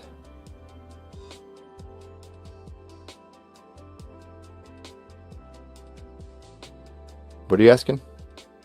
I was trying to figure out the name of the chef in Skyrim, and it's the Gourmet. Yeah, the Gourmet. Yeah, he wrote the book Uncommon Taste. What did you say? You could just ask me that. I didn't hear what you said, though. Yeah. We should add a chef named the Gourmet. He should be an event character, and he just talks to you. Maybe, potentially does something, but... Maybe he could be someone who unlocks like an upgrade or something like that, potentially, for future, for future stuff. Again, we haven't designed that, but... He still would be an event character. You can all start out as event characters who just have dialogue, and we can add functionality later, of course. That's what I'm saying. You're getting too in the weeds, bro. I could already have this down in a Word document and be grinding. I could be grinding, but booty naked right now. But what are we doing? We're using Trello. Because I want to, as we go, and then keep track of stuff, so... cow.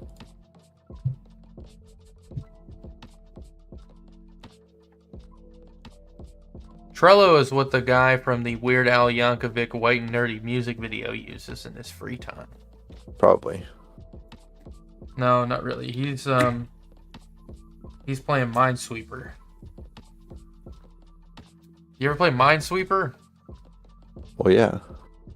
You say that like I've played Minesweeper. Everyone's played Minesweeper. If you haven't played Minesweeper, you're lying. I have never played Minesweeper. Wow. What a loser. I'm always a Minesweeper and I play for days. You would get your ass kicked. Is it multiplayer?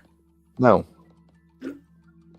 How am I going to get my ass kicked? The CPU is going to kick your ass.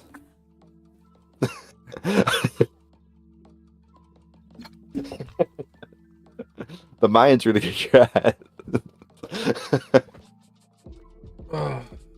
Did you play a 3D Space Cadet Pinball? You had to play that. Actually, yes. I have played 3D Space Cadet Pinball. It was built on an Pinball. XP.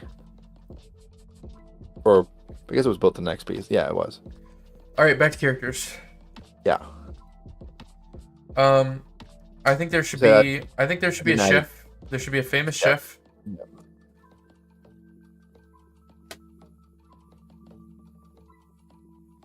Oh, dude.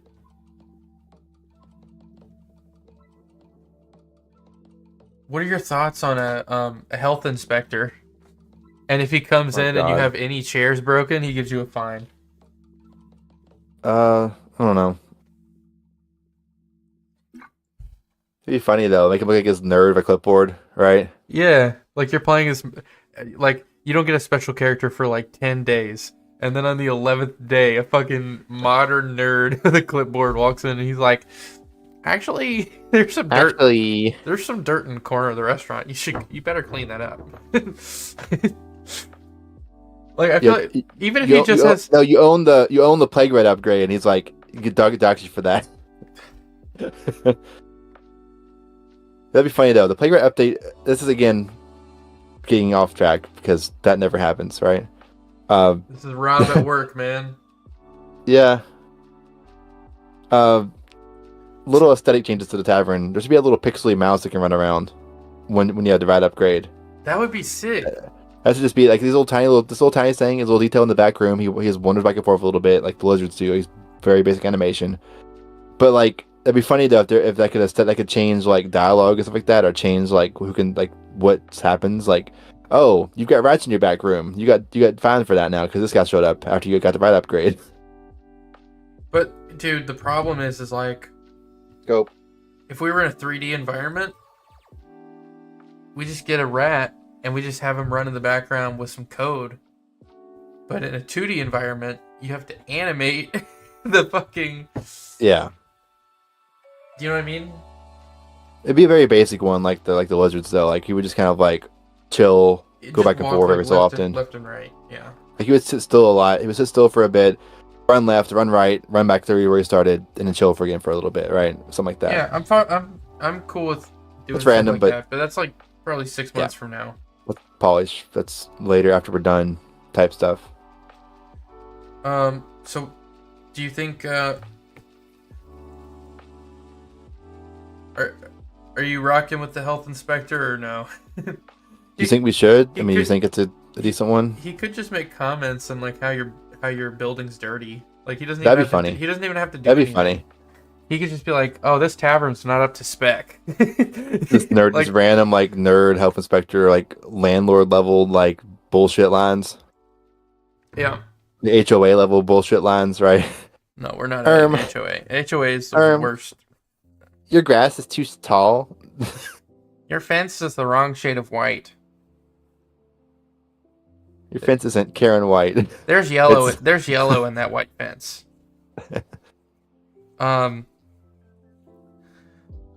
Okay, so black lion guy, dwarf, cow, chef. Yeah, I think a health inspector could be funny. Could be really funny, like a medieval health inspector. And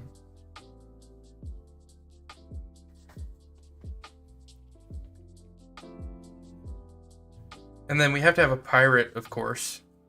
Oh yeah, we talked about that. He's gonna order the drink though, of course, for sure. I mean, come on, right? He should order ale. He could be the guy who orders ale. I mean, the drunk is, or does the drunk order anything, or does the drunk just? Drunk can order any. Well, we said any drink, but we didn't specify. Should he order just? No, he should order. He should order from the menu. Okay. Maybe. He's not just getting the cheapest beer to get drunk. I mean, maybe that's what he's doing. That's probably what he'd be doing, realistically. He's probably just getting the cheapest ale shit. Like that's kind of I feel like a drunk is gonna be like a negative unless your build is focused somehow on ale for some reason. Yeah. Then he's gonna be a negative thing to have in your tavern. That's fine. It'd be funny if you chase him out. It'd be funny if you could like. Man, Rob. What? You're pipe dreaming, bro. You know. Okay, back to the drunk. So, do you think drunks should just order ale? Yeah. What should the pirate do then? I mean, maybe he just gets whatever drink he feels like getting. He's a pirate, right? So they're not opposed to all the alcohol. Okay. I don't know what he would do special. Maybe he just says pirate shit. Like maybe he just talks to a stereotypical pirate like thing. So he's a regular customer. I don't know what he would do. Like, what do you think he would do? He should just be a regular customer that, I mean, it was give you a fucking map and say go find the fucking treasure. Well, hold on here. So, what do pirates do? Pirates steal shit. They do. So the pirate is a negative special character that if you serve him, he just doesn't. We need. By the way, off topic. We need a ninja character too. Okay. There's an achievement for having both in your bar at the same time. A what? Oh, the pirate achievement for having both the pirate and the ninja in your bar at the same time. What? Again. Wait, what is that? Is that like a reference or something? I don't know. It's just like the whole like I guess that's an old thing of like the old like ninjas versus pirates. Oh, like gotcha. bullshit. I don't know. What's the character that we made? Not the robber. Like the robber takes gold from you, but there's another character we had in mind that would not tip you if you serve them, or not pay you. There's a chance they wouldn't pay you. You remember? Vaguely. Oh, I got it right here. Where's our? It's on the brainstorming document under threats to our way of life.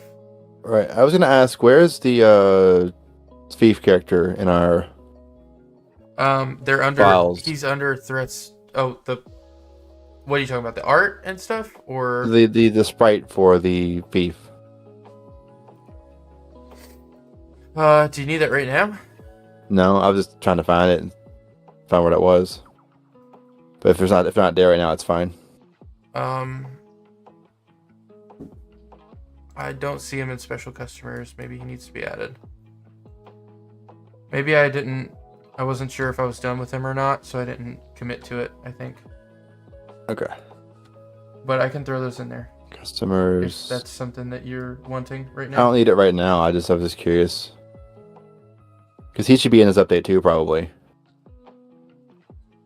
Oh, definitely. So he's technically an event character. He is, yeah. He's an event character.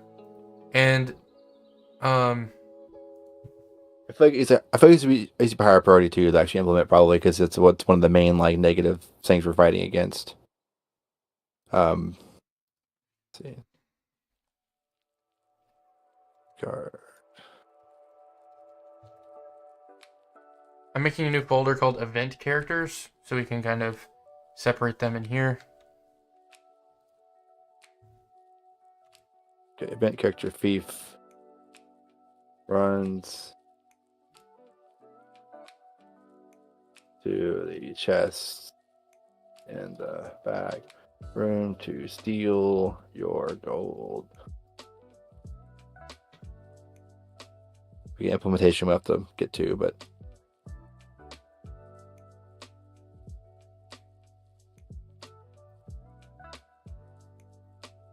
because we already have art for him, so he's going to pretty high up on the high up on the list of that, just because I'm trying to roughly make it priority order. Roughly, it'll change, but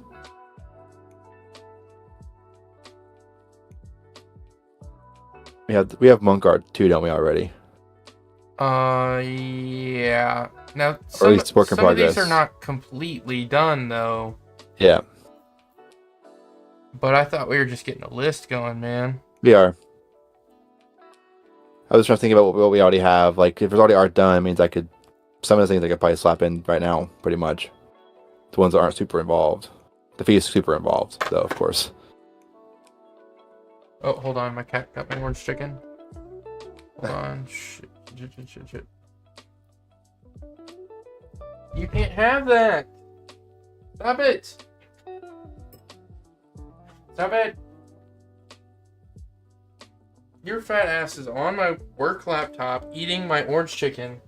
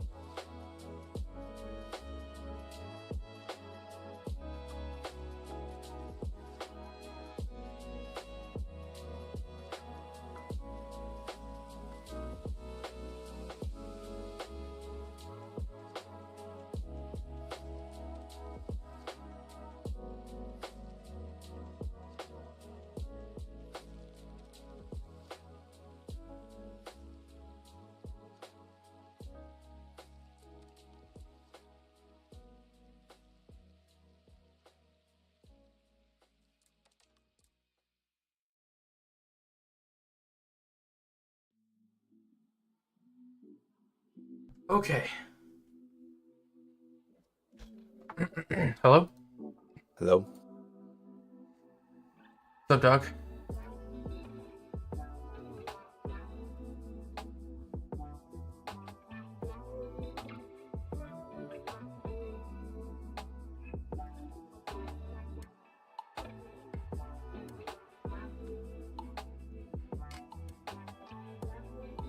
Okay. Alright, so I've got a couple more characters I want to run by you. Okay.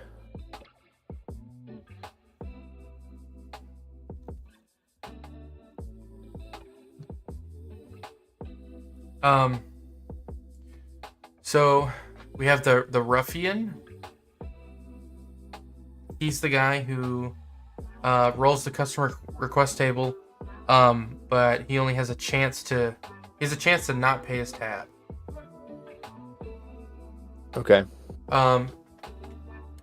Should that be a distinct character you can like identify, or? I think it should say like ruffian somewhere.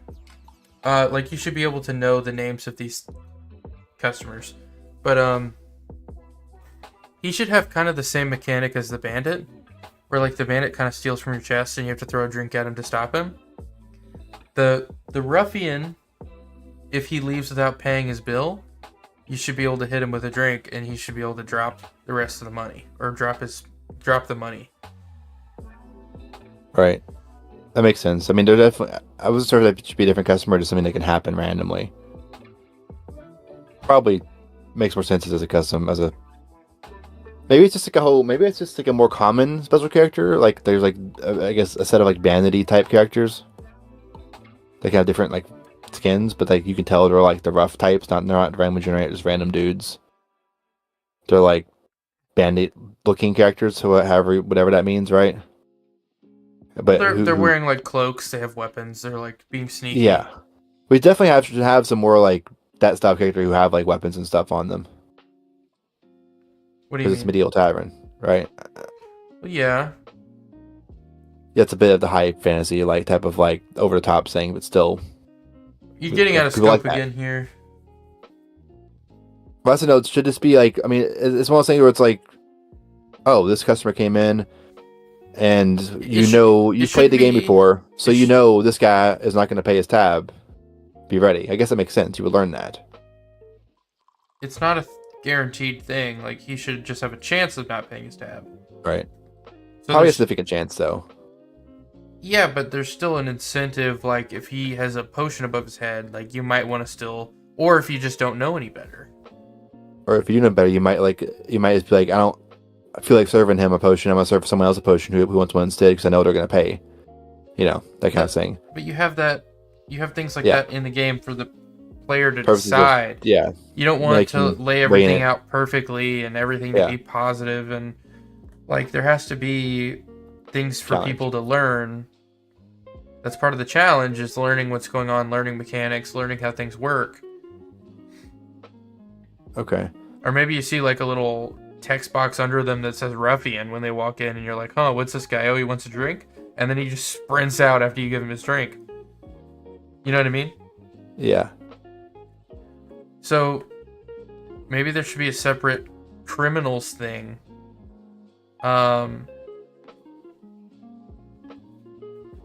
That I guess the base work for that would be one special character who does that, and then we can expand later if we need to, if we want to. So ruffian, is that spelled right? I was like, for now we can implement it originally as a special character who does that. If you want to change, add more to the same behavior later, it's easy at that point. It's just that the ruffian and the bandit should be more common, because special characters you might go several runs without seeing them. Right. We can, and again, the ruffian and the bandit use a like game mechanic, which is like the throwing thing. They should be much more common, because they're also like a threat. Right. They could use a set of. They could. I mean, they could. And they could have different scans. Like we can set it up. It's easy to set it up so it randomly chooses from a set of sprites, and isn't always the same exact sprite too for some of these guys. So like the bandit character or whatever, you could make it so they have 3 different sprites that can spawn. You might not recognize them at first. Well, why are you worried about the skin being different? I don't know. I'm just trying to think, because you're mentioning different types of like criminal class of things, but what's that even mean? Well, if you have the same behavior, then it's just the same thing with different skins, right? Well, it's not the same thing. One breaks into your chest, and one just might not pay their tab. Oh, okay. One's a ruffian and one's a bandit.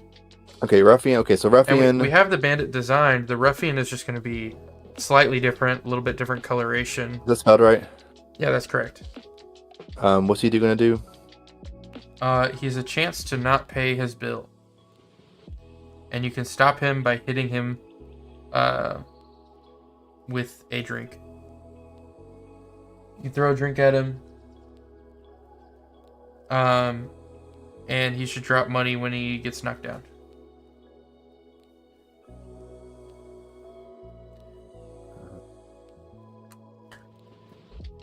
And the bandit does the exact same. It does the same thing, but just like a bill can step out from drink. He steals from your chest. The money.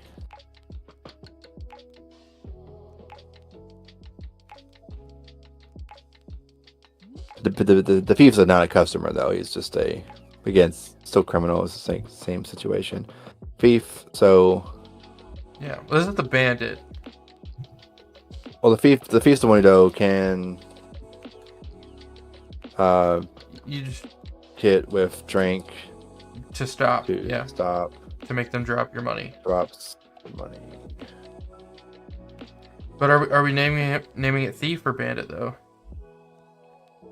I mean, the one you drew already looks like a thief type character. I think, like the sneaky type, right? Sneaky runs in a put on. Mm-hmm. Where a bandit, I feel like a bandit's more of like a less. They wouldn't usually have a. They're not trying to be sneaky. They don't give a fuck, right? I feel like, hence them getting rowdy and breaking your shit. Well, the bandit doesn't break stuff. What's the bandit do? The bandit is the guy who steals money from the chest. I just have bandit and ruffian. Oh, I put thief. Is that not what they're called? Well, that's what I was asking you. We can name it whatever you want. Doesn't matter. I feel like thief makes more sense if you're trying to actually go for your chest directly. I have the guy who steals money from you directly, and then thief. Yeah, and then the ruffian places an order but might not pay you for it. And then the third thing we have under criminals is a normal customer has a chance of drinking too much and breaking the chair. So something any customer can technically do, regardless of their type? That's what I have in here, but we can change it. I feel like the not paying tab things should also be something that's like less detectable. If it, like any customer has a chance to be like, nope, not paying, and then you have to stop them. Like a small chance.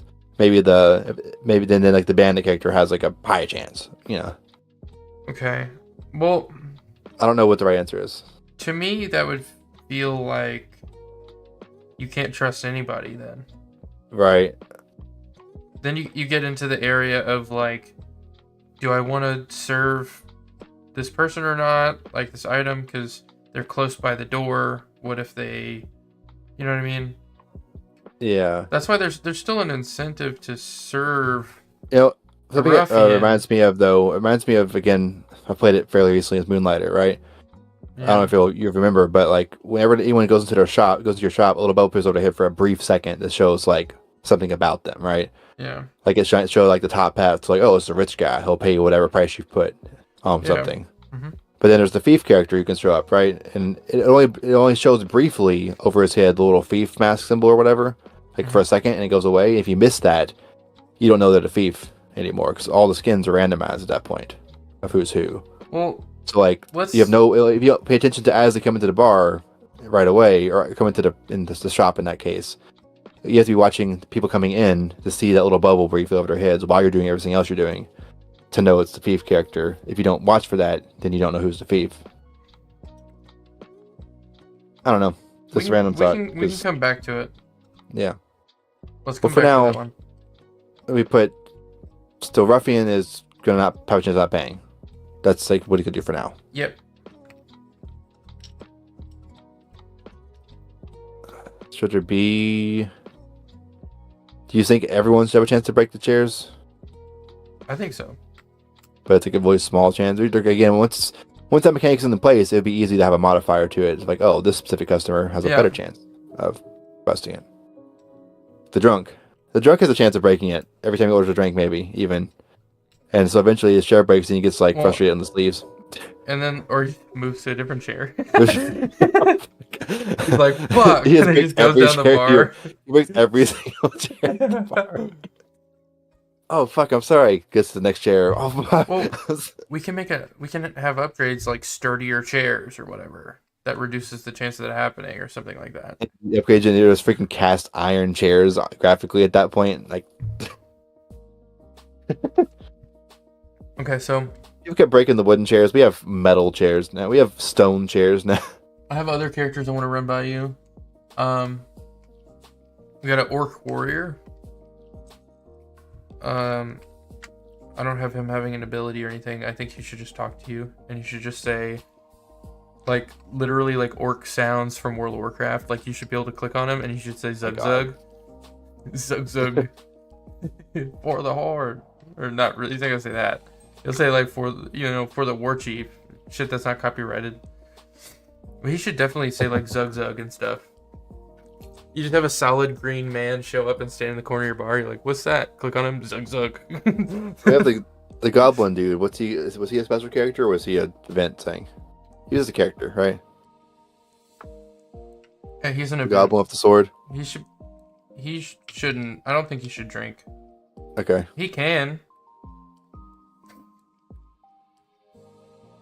I mean, what would he do? He can definitely like buy a drink if you want. I don't care. Huh? I don't care if he buys a drink or not. Like, I don't care if he does. I didn't know what you had in mind for him other than just dialogue. Well, the goblin was just going to be... he was just going to have dialogue, and there was going to be a goblin hunter that was also going to have dialogue. And the goblin hunter conveniently shows up the day after the goblin visits every single time. And they have dialogue that goes together. But they don't have they don't have any inherent like abilities. Right. But Joe and Mitchell were going to voice them, and the voice lines were just going to go together. But there'd be like not a lot of mechanics or anything for them. It would just be like Goblin showed up, guarantees the Goblin Hunter the next day or something. It would just give you somebody to talk to. So they're just NPCs to talk. Okay. Yeah. That's what that's what I think. That's fine. So Goblin and then Goblin Hunter.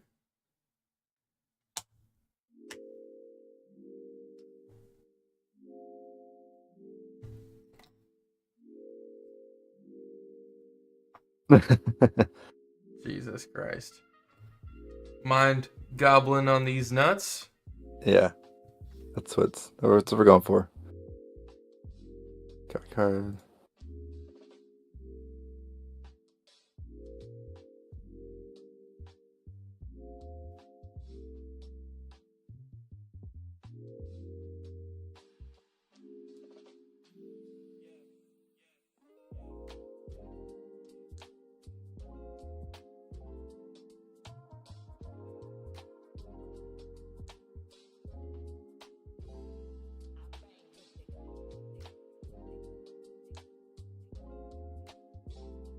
Hey.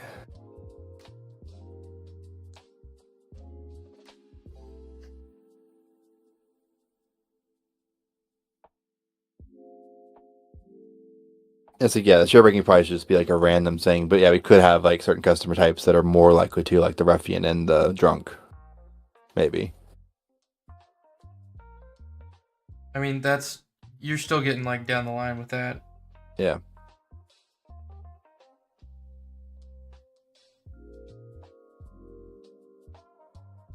That's like a major thing, because that's the major thing for this thing was I guess characters immense, but also like the frets, right? Was also the biggest one of the other big things that needs to happen ASAP. So our goal should definitely be to get the bad stuff happening characters should definitely be higher up on the list than some of the other ones, just so we have got that in the game.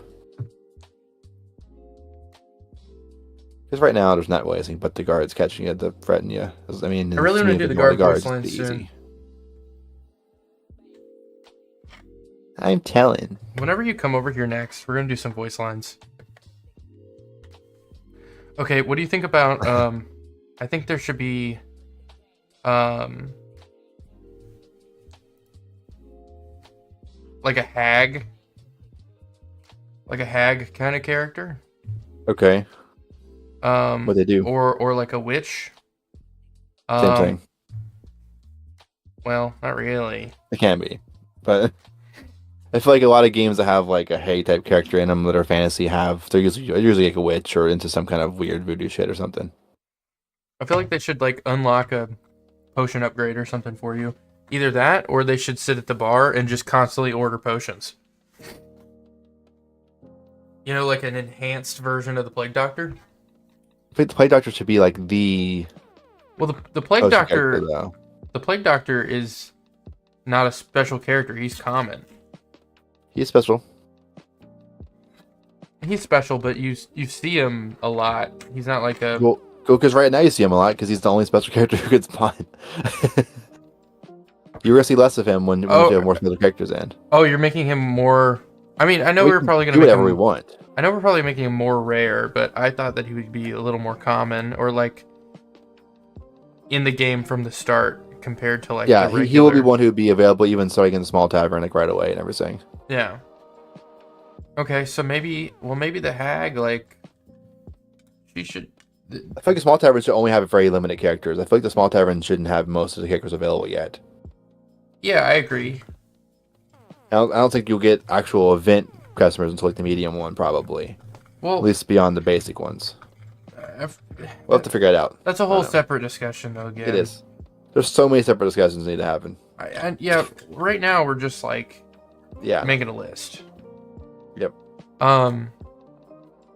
But I think a hag kind of character could be really cool. It could be like an opportunity to like upgrade your potions, or maybe upgrade your cauldron. Maybe there's a cauldron, a new cauldron we can instantiate over that has like gold inlay or something on it. What would it do?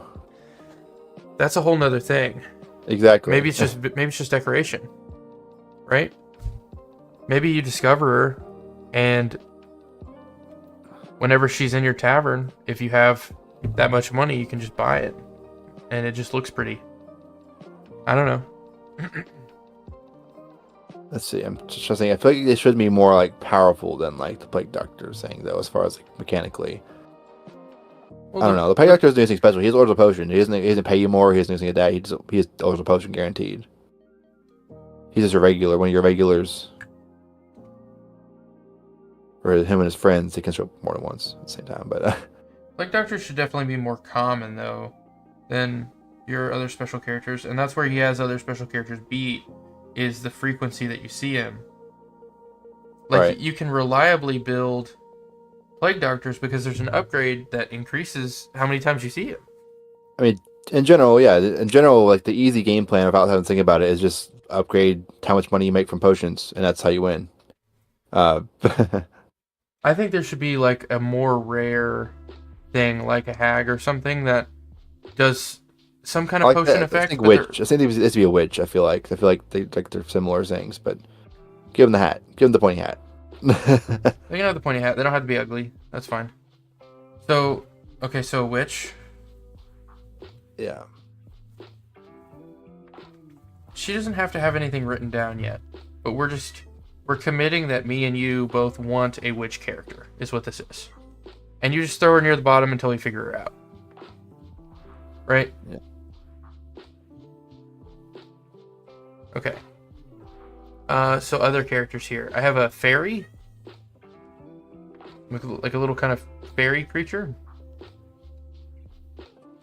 So we have that abomination of an eyeball thing, don't we? Yeah. Are you talking about Demgaraz, Eater of Souls? Is that what you're talking about? Yeah. Or whatever. Is that what you named them? What did I name him? That's a good question. The Devourer of Worlds is here for a drink. World Ender. It's the world? Was it it's the Eater of Worlds is like Terraria, right? I think it is. Like it's like that infinite long snake boss or whatever. He should be World Ender, Eater of Worlds. World Eater. Eater of Taverns. Wait, well, no. Whoa. My lifeline is tied to this. I got a wife and kids, you know. Please, I got a wife and children at home. I'm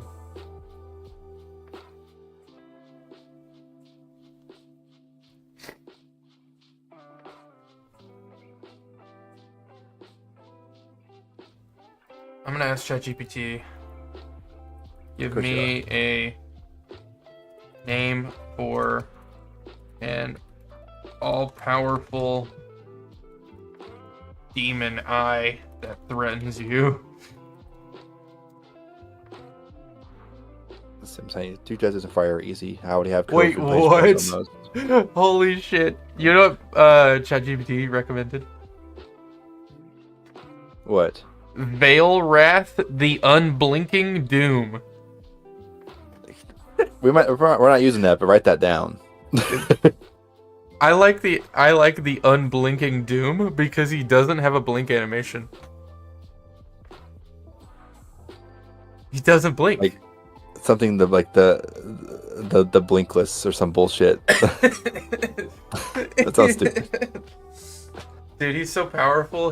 He burnt off his own eyelids. It's a prefix, like a wild type game. It's one of those prefixes you have based on your armor or whatever. It's like unblinking.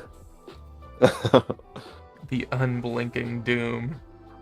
This name suggests a menacing, omnipresent force with an eye that sees all and inspires dread.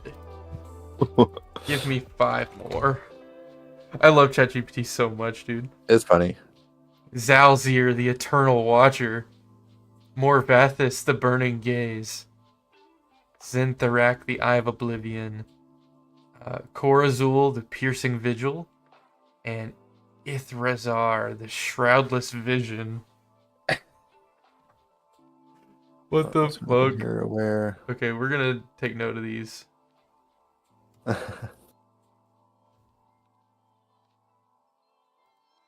Fryer and Viking first is already implemented. Fryer, Viking.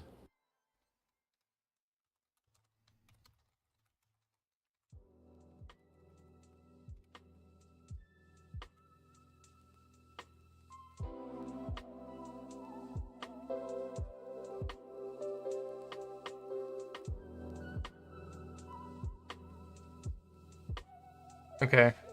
I did kind of do like Veil Wrath, the unblinking doom. I think that's fucking awesome. God. That's kind of sick. And he just has like that text like strapped to him, like above him. Like it's almost like long. Those tiles take up the whole ass screen. And he's just no. You got like medieval music like din, din, din, din, din, and you're like serving drinks, and then Veil Wrath, the fucking unblinking doom, comes through your door. I feel like that's gonna be involved. I feel like we should absolutely have like the music stops and like some ambient like slow growling music plays or whatever. I mean, or maybe we just get a detune effect on what's playing. We just like tune down. We just like use like this and slow down to the point of making it distorted. Or we just like the music. We just lower the pitch of everything. We slow it down, which lowers the pitch naturally if you don't account for it, right? I think you just lower pitch and then add like faint screaming in the background. I bet if you slow it down, I bet if you slow it down and tone it down, it'll just sound like creepy. What's what we want? Maybe that's 3 steps deep. Okay, yeah. So are we adding Veil Wrath, the unblinking doom? Well, we're definitely adding him. I am sold as fuck on that name, though. Is he? He's just an event. He doesn't order a drink, I'm assuming. No, why would he order a drink? He's above. He's not in this plane of existence. Bro, right? The drinks aren't real. He's there to tell you that you're all that hard work and effort you put in every single day to run your restaurant is for naught. Because in the end times, it doesn't matter. What are we calling? I'm not writing that right now. But what's he called? What's he like? Eyeball? Eyeball God.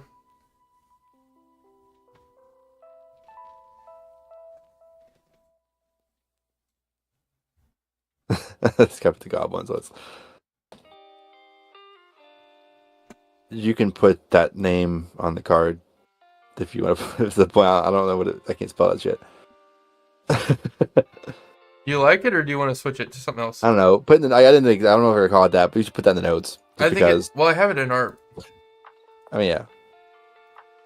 I have it in the I don't have it up right now. That's fine. As long as you write it down somewhere. Oh, I'm putting it in the Trello. You bet your fucking bippy it's going in the Trello.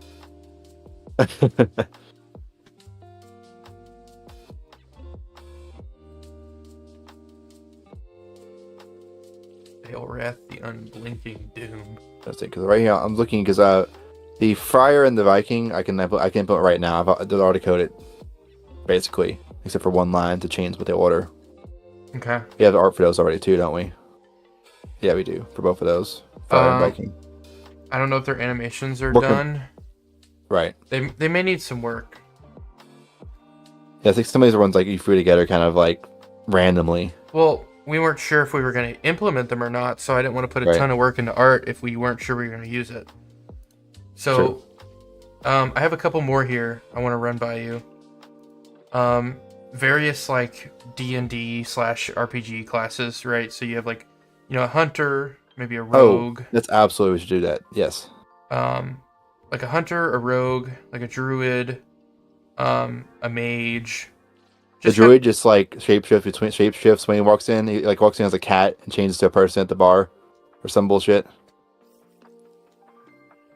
What if the druid can turn into Gizmo? Like my cat that I've already drawn out. Like the cat can wander in. They walk in as the cat, and when they get to the seat, they change to the person. That requires some extra code, but worth it, I think. That's pretty sick, though, dude. Like my cat is in the game, but he's actually a druid that you can talk to. Hell yeah. That'd be custom, right? Yeah, that'd be custom. I mean, yeah, it was all these just like customer types, like Duplicate. Only if they're getting a drink. Right. A droid's to get a drink, right? I mean, so like the class characters. Yeah, what should they do? Rogue, Hunter, Warrior. They should all do. I don't think they shouldn't have abilities. It's probably not. They probably should just RP characters would be at the bar because that's like just normal, right? The warriors and the rogues, when they're done doing their D&D shit, they go to the bar. Yeah, they're adventuring party. Yeah.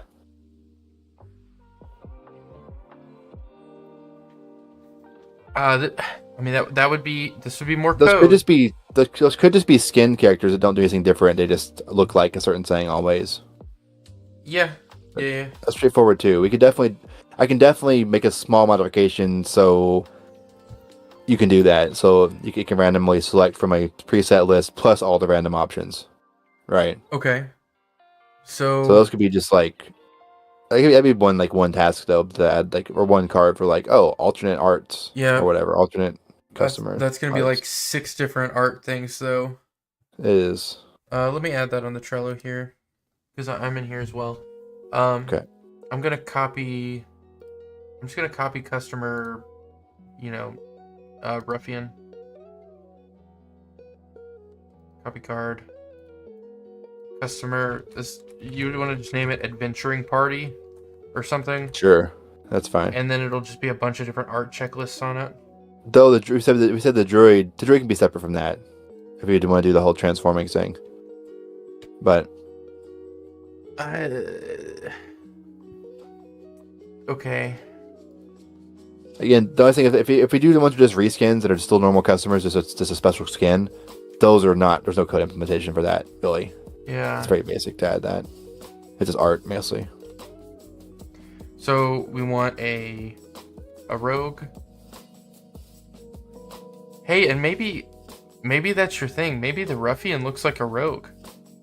Maybe they look really similar. So you have to kind of like stare at him and be like, oh, does he have this on him? Or does he have this kind of, you know what I mean? Right. It's one of those things where you wouldn't know necessarily a bad guy at a glance until you've experienced it, and then you know for future reference.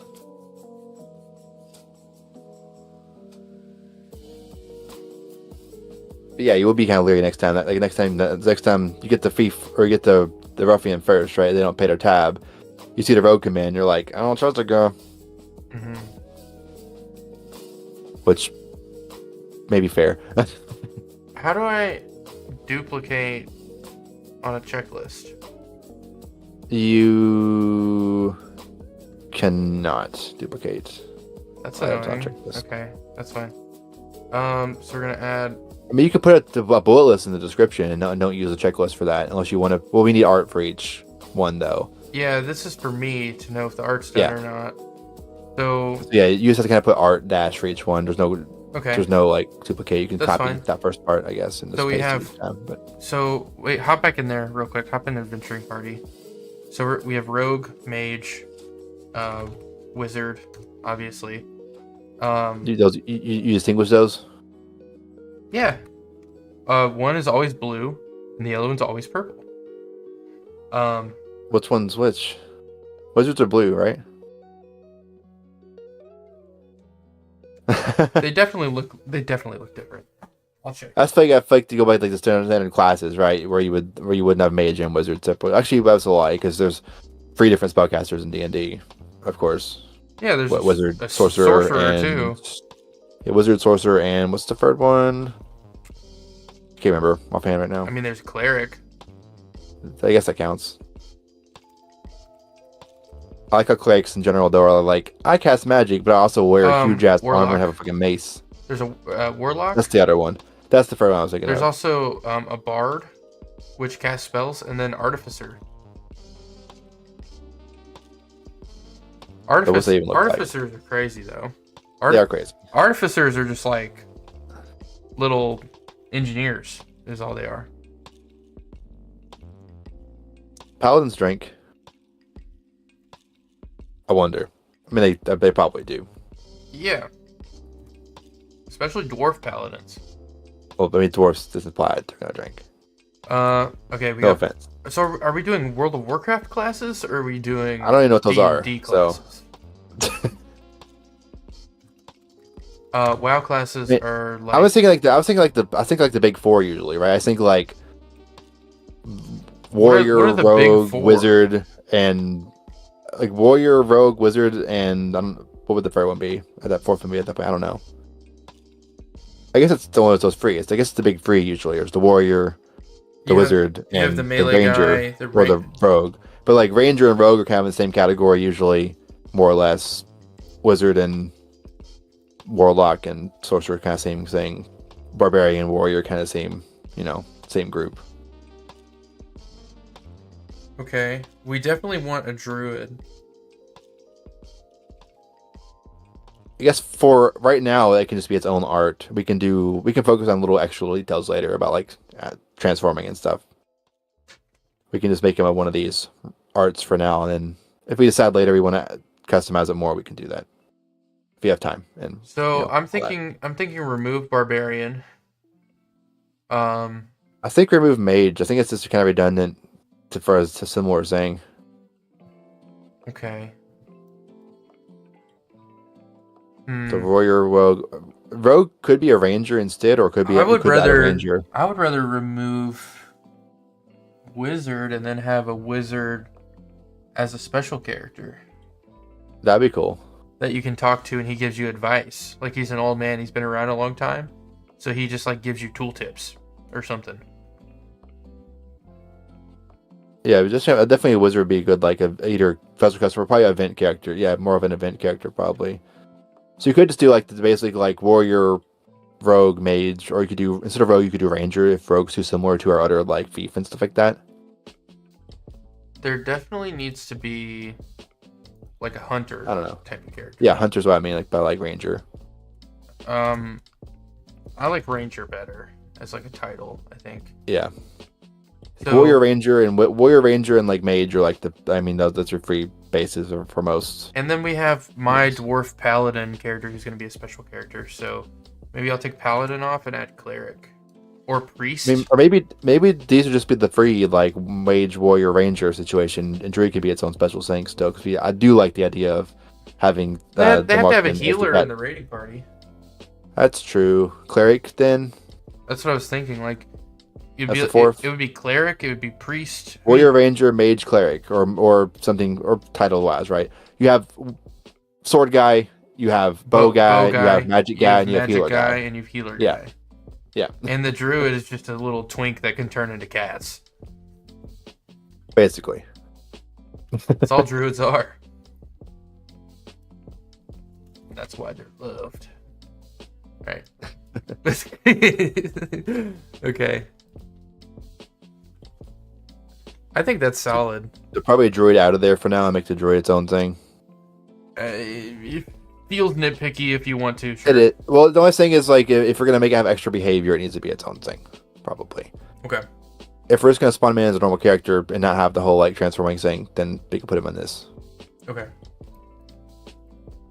Again, that makes it a little further out to put it. Because, obviously, reskins are easy. Like, you have the art, I drop it in, add one little line, and boom, it's there, right?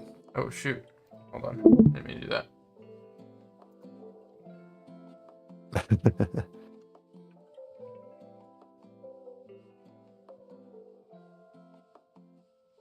These don't have any. I can delete behavior logic because they don't have any behavior logic. They just have spawn logic. I have to add one like function to like randomize the art.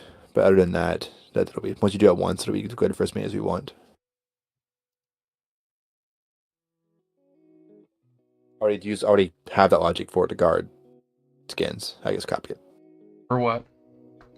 Like the changing the skin but not the behavior. The guard spawning already uses that basically. So I can just like copy that function over to the customer. Okay, so what do you think about we need to add. The dwarf is going to be a paladin, but we don't really need to specify that in the Trello, I guess. I'm going to do that. Dwarf paladin.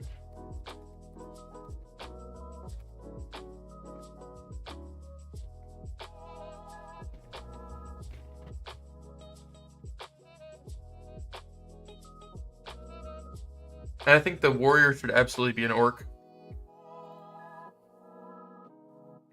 Sure. Orcs are always warriors. As long as you can draw an orc in the normal size of all the customer sprites. Yeah, so we're gonna have an orc warrior. The ranger is gonna be an elf. Of course. Classic, right? Classic. The druid should be. I mean, I'm just thinking like WoW races and stuff, right? Where? Oh, for what else? Like a cleric. I mean, I feel like cleric would usually be. I mean, I feel like clerics are often human. That's pretty common. Yeah, rangers, elves are. I mean, elf ranger is pretty common. Orc warrior is pretty common. Dwarfs are usually clerics. Right, if they're not paladins. Yeah. Because clerics and paladins really aren't that distinct. So, dwarf cleric, orc warrior. One's more healery and one's more fightery. Elf ranger. Well, they are different. Clerics are like. They're both in service to a deity, though. They are. They are. Clerics are more. One likes balance. One does balance in the name of their god. The other one does not balance. That's not true. That's not true. I know, it's not true. Clerics are more involved with, I think, like religious stuff. Yeah. Like paladins have deities. Paladins are like, I've committed service to this god in exchange for their blessing of power. Yeah. Depending on the lore, of course. Every different lore is different by a little bit, of course. What do you think about the mage being like a tiefling? Like just a purple lady? I mean, sure. We have to do what Marvel Rivals did and open up our characters to porn to get free advertising. Rule 34, Forbidden Flask Tiefling Mage. Okay. Oh, whoa, slow down. Now you're getting it. 32 pixels, more like, I'm just kidding.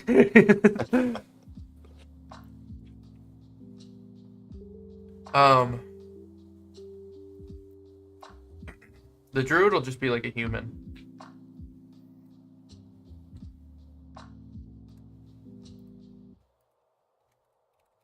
Yeah. So we have a dwarf cleric, a human druid, an elf ranger, an orc warrior, and a tiefling mage.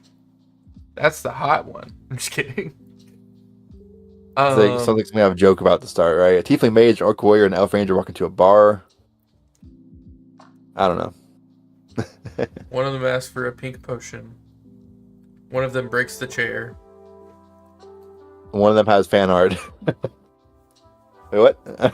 What? Who? Huh? Okay, I think fairy. I think giant dragon. Overweight sweaty man buying trading cards. I have that in my list. Like he walks up to your bar, and he's just like, "Y'all sell trading cards?" Oh, we have a gambler we talked about, but that's another whole mechanical addition we'd have to add under hold our home mini game basically, which is, again, might be worth it at some point, but not right now. Yeah, I agree. I mean, could be something for the backlog. I mean, it could be like a very basic thing too. It could be like a high-low, like he picks a card or he rolls a die.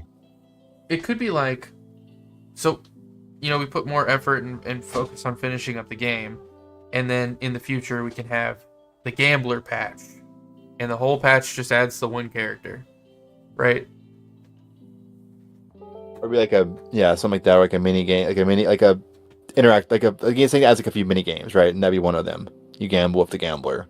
Yeah, or like if we hit X amount of copies sold or whatever, then we'll add these characters. Have like a stretch goal that a lot of like indie games do, but without having like the funding request. Like if we reach this amount of money raised, but ours would just be like, if you guys enjoy the game, we'll add this at no extra cost, free update.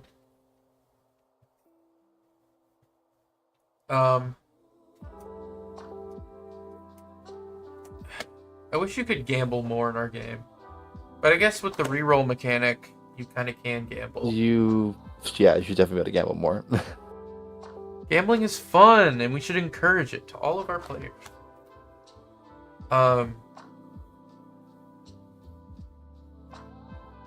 It'd be funny if you had a slot machine.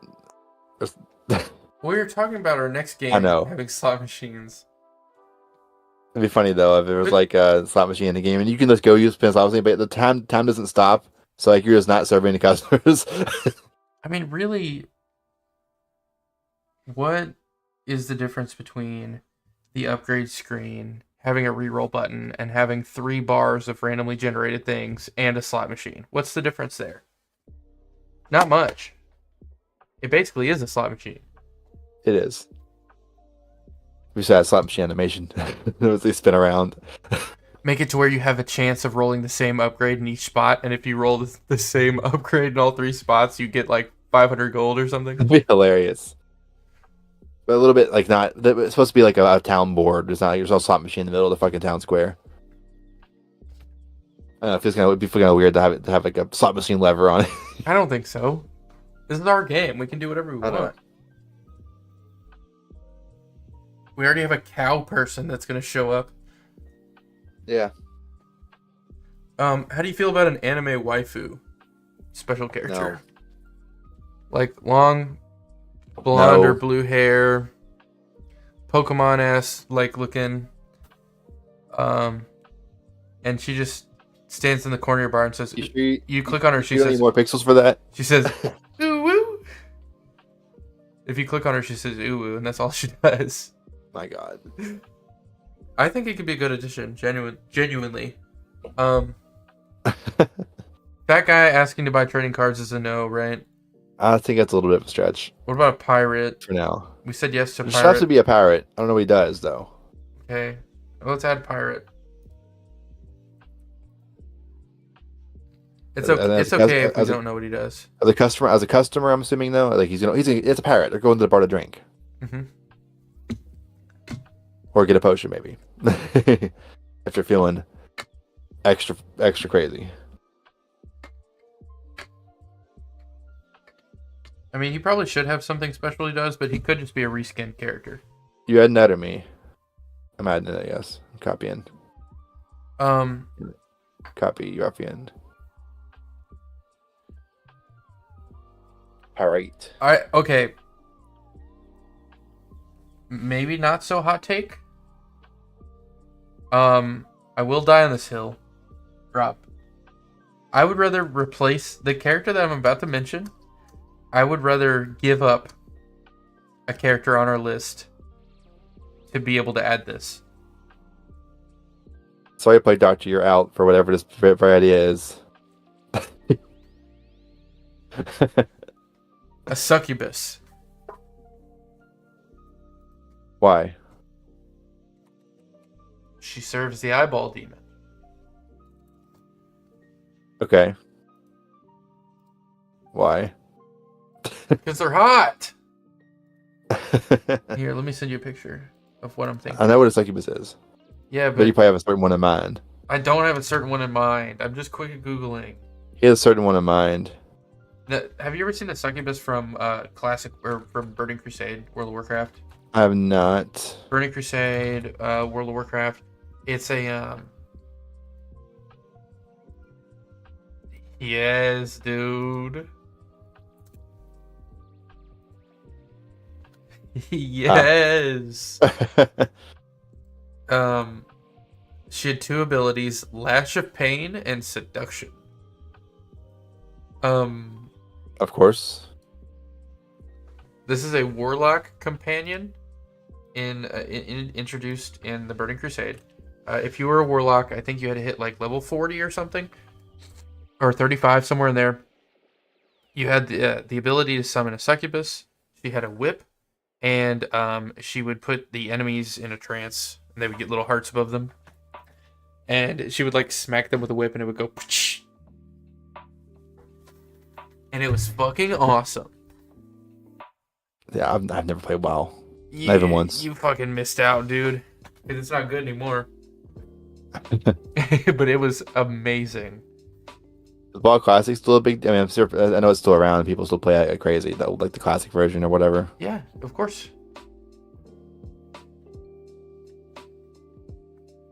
If I had more time, I'd be playing it. But it is not as good as it used to be. MMOs are a huge fucking time sink to actually get into one. It's crazy. But, yeah. But I would stream it and work on our game and still have enough time. But it would be a thing. Like, I would have to not play all the other games I play. You need to be a full-time gamer game dev combo to do it all the time. Yeah.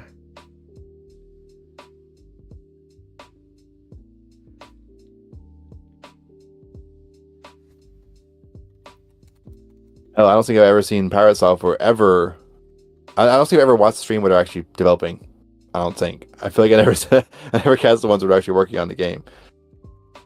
I cast the ones where he's playing WoW. Or just like answering questions, which is cool too.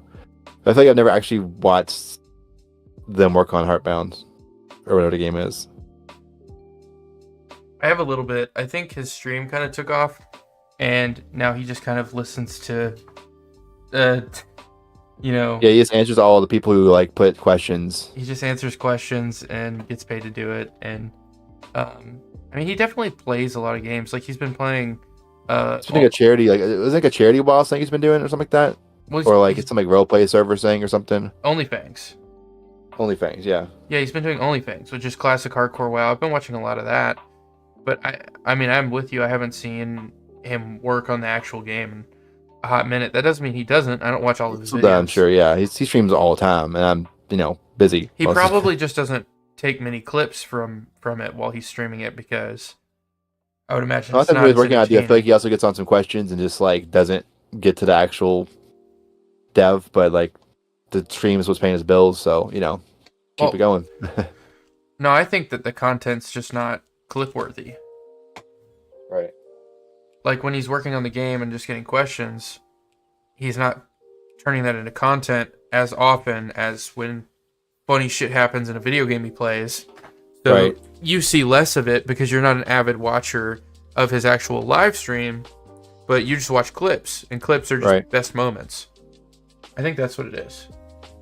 I feel like usually when I watch the actual stream, though, it's quite. But I feel like he probably starts sometimes doing dev, and then like goes into like question mode, and then pulls up like his whiteboard, digital, whiteboard thing he always draws on when he's explaining stuff, and like just ends up spending all his time on that screen instead, because the questions keep coming.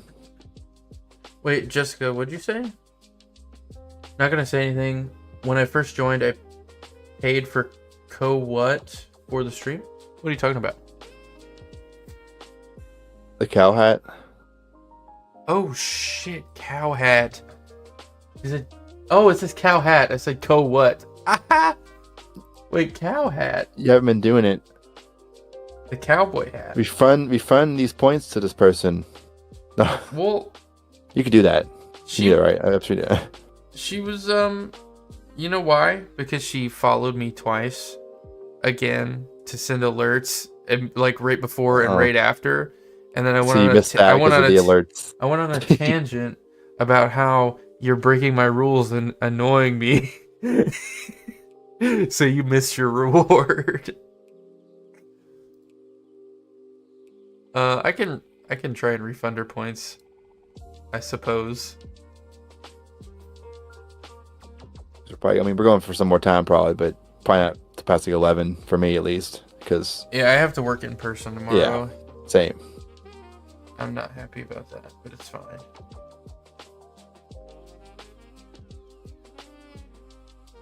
If my job wasn't like close to hell, I wouldn't mind going in person as much, but to me, like, the whole reason I'm willing to work a difficult ass position, like the benefit and what makes it acceptable is that it's remote. If you can't refund you, I'll remind me, and I'll redeem that next next trip. Is there I don't know. I know you can do it because I know one of the streamers I follow does it all the time. Like with one of their rewards messes up because they have a bunch of like custom like script stuff that runs and sometimes it breaks. I've never seen the UI for it because I'm not affiliate. I've never been affiliate before, so I don't know what it looks like.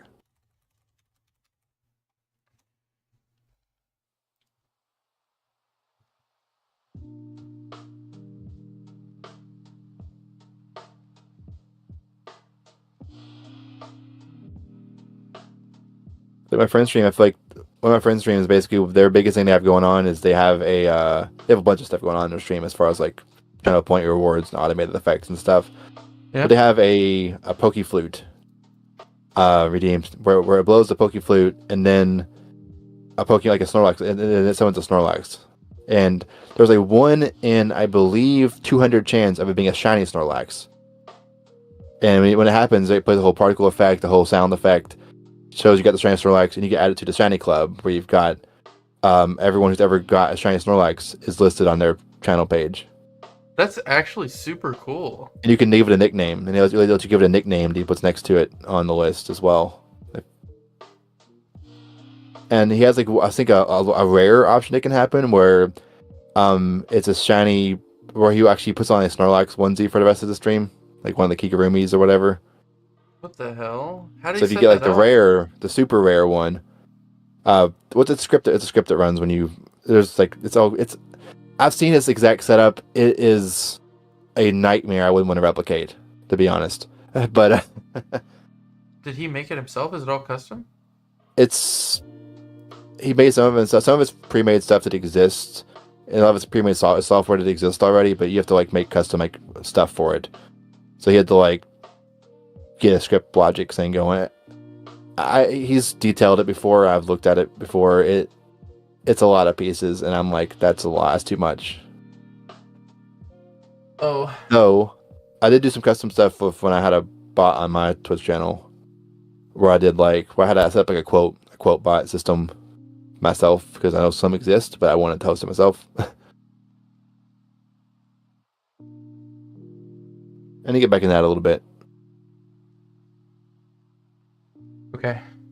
I looked into it. There's a rewards queue that they go into depending on how you set up the rewards, and this did not go into that because it's an automatic like redeem thing. There's no accepting of it. Oh, there's no like okay. So it doesn't go into a queue. I guess that makes sense. Refunded. Yeah. So I'm wearing the hat now, and I'll just do it on the next stream as well. I'll bat for Jessica next stream if she reminds me. I'll just do it next stream. So I ain't using the points I've got. I got 27k. Jesus Christ. This one because I usually have it open when we're doing that stuff. Just to, we'll give you the view. Boost the stream. Yeah, boost. Succubus, Centaur, Merchant, Golem, like a rock golem. What if a merchant shows up and gives you another chance to buy another upgrade, like during the middle of the run? That could be cool. Or maybe it's just like he offers one upgrade and you can say yes or no. Basically, there's not like a selection board. I mean, he could just take you to the board though. He could. That might be easier to. That's implement.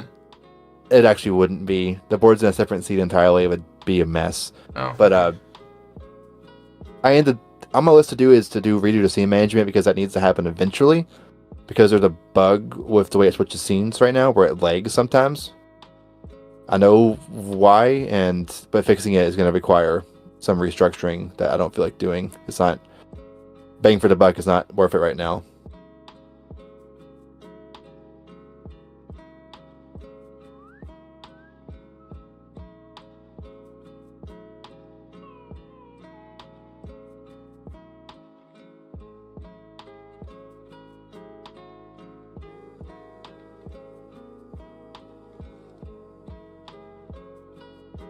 We want to do some actual dev for a brief second. Is the Friar and or Viking done art-wise? Is the version on Trav the done version? Or is any work still? I think the Friar is like done. The Friar looks pretty done, to me at least. The Viking I think was still work in progress maybe. I don't remember. Yeah, the Friar's done. Viking. Hold on.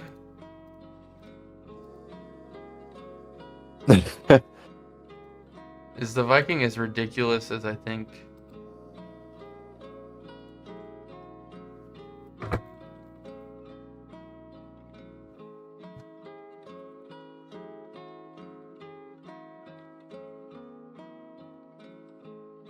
I'm used to Fire Viking to doing because those are one of the ones easy to implement.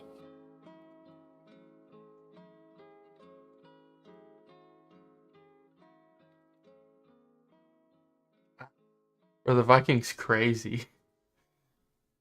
Again, I can always drop in if the art's like good enough for now. We can always update it later, of course. I kind of like the Viking as is. Have you opened him up? I see the preview. His chest is ridiculous.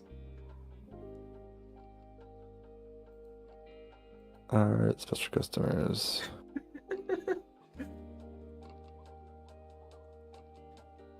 Friar. I mean, there needs to be a lady Viking as well, though. Yeah. But they absolutely are only having blonde hair. The lady's gonna have like the two big braids and like a leather bra.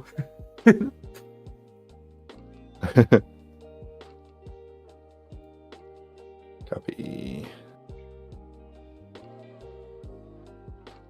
I feel like his chest looks too big. Let's see. I'm going to. He looks kind of ridiculous. But I kind of like that he looks ridiculous, right?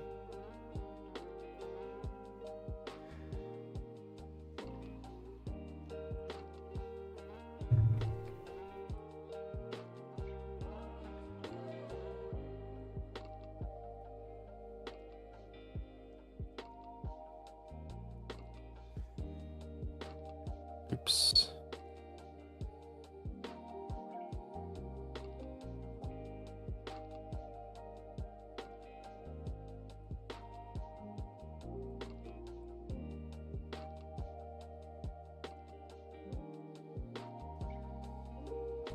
It's Windows. I can't name a file like that. I have to name it something that isn't just a change in caps because Windows no caps exist. It's annoying.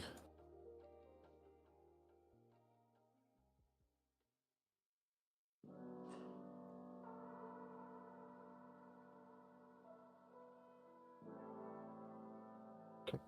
Let's see, sprites, characters, special, Friar and Viking.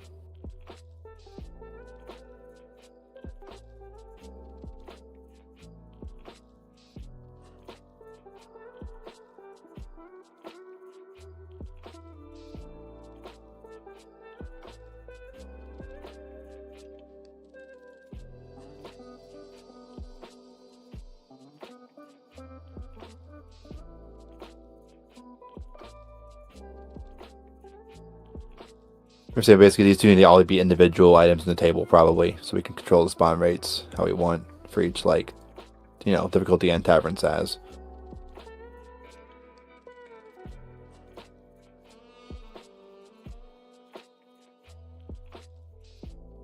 Customer.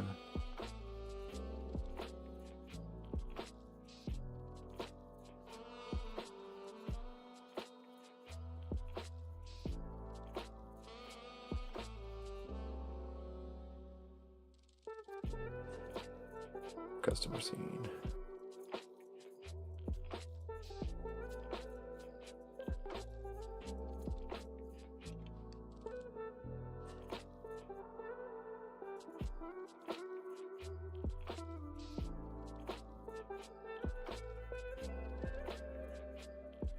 Yeah. Sorry to check my phone.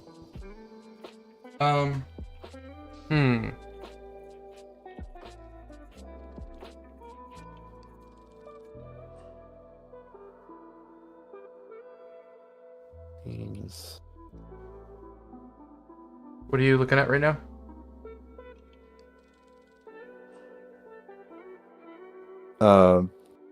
Customer. Adding those two. The Friar and the Friar and the Viking, because they're just like order one thing, which is easy. Yeah. There is no. Do you think the Viking price change based on that yet? That's not hard to add, but it's not there right now. Do you think the Viking's chest needs to change? Maybe. I feel like it's just too like of the same color. It looks kind of like one of those. Fine. It looks fake, but like it's funny though. It does look fake. That's what I'm saying. He's wearing like a freaking T-shirt that has it on it. No, it looks like you can't see it now. He's wearing a shirt. Well, it looks like he's one of those like karate dummies. That's funny. Do you know what I'm talking about? Yeah. Like in the dojo. I think it fits. He looks like he has like a rubber like muscle, like plastic thing on. Why is it all the same? But I feel like the Friar looks good. His goofy ass haircut. Okay, I gotta let the cat in here again. He's going nuts.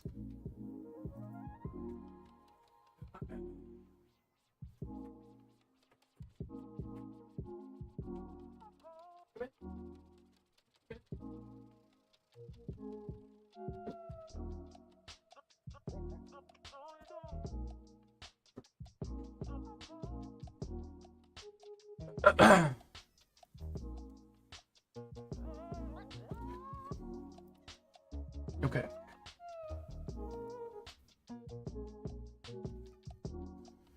Jessica, we all miss Q Merc. It's a tragedy what happened.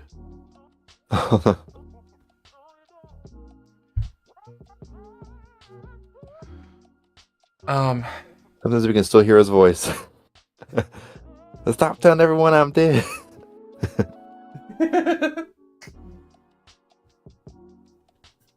Okay, am I good to go back to the animation thing for the last 30 minutes here?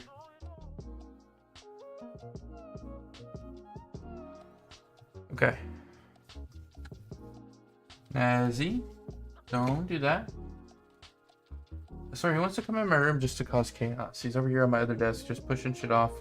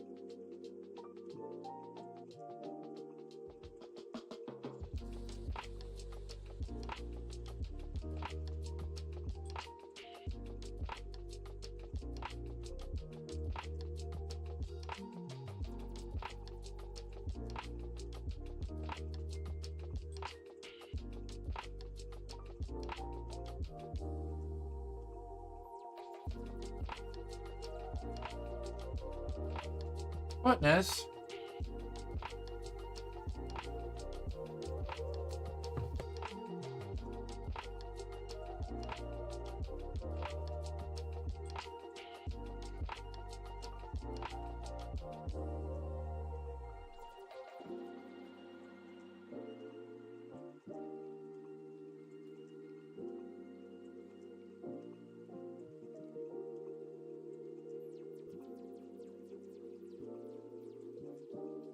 And globally, yes, they are.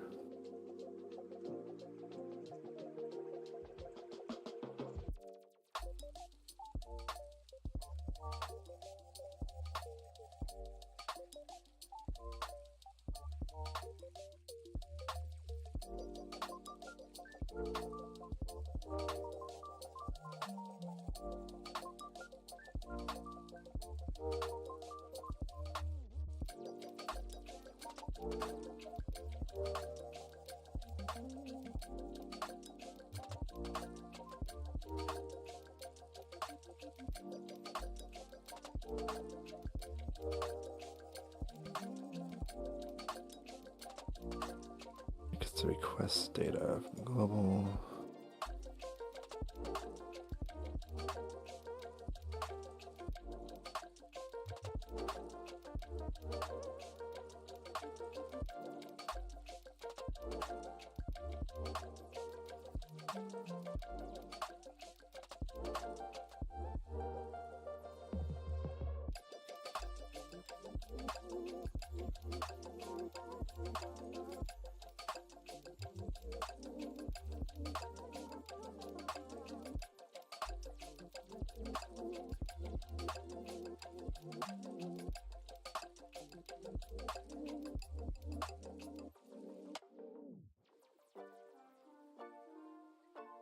That's wine.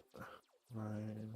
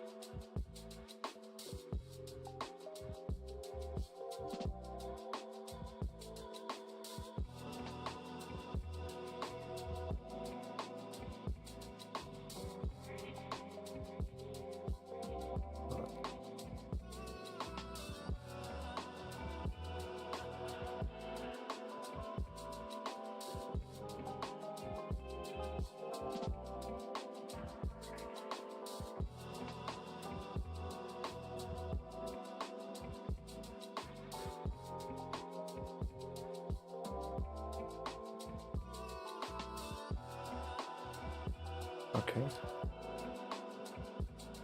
These guys are implemented technically. What the hell, really? Technically. They're not in the table yet, so they can't spawn until we put them in the table, of course.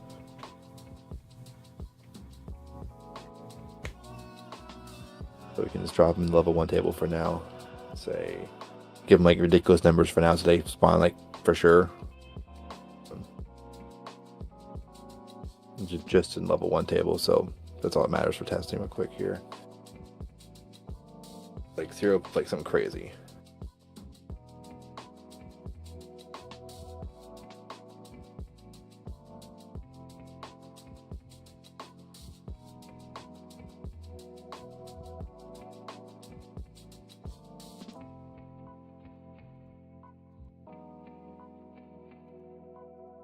There he is. There he. Wait, what? Oh my god. Wait, why are his horns? Oh, his horns are black because they're replaced. Oh, he ordered mead. They ordered wine. There we go. Wait. Just... Hold on, let me show this.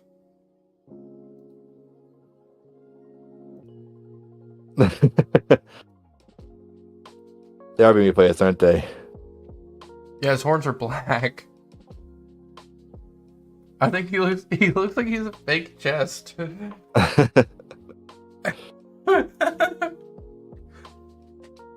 He was mad as wine. Does it need to change color? Does it need to have more orange in it and be less of the like fake chest color? I don't know. Like training dummy? He's like training dummy color. I don't understand. It looks ridiculous.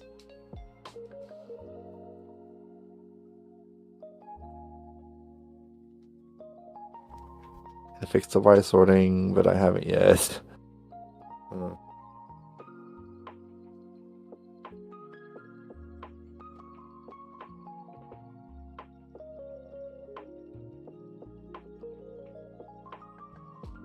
Well, they work. There may or may not be a 1 in some ridiculous number chance of it crashing. Wait, why? But a 1 and like a number that you're more likely to like it's a likelihood that hasn't occurred for any event ever, possibly.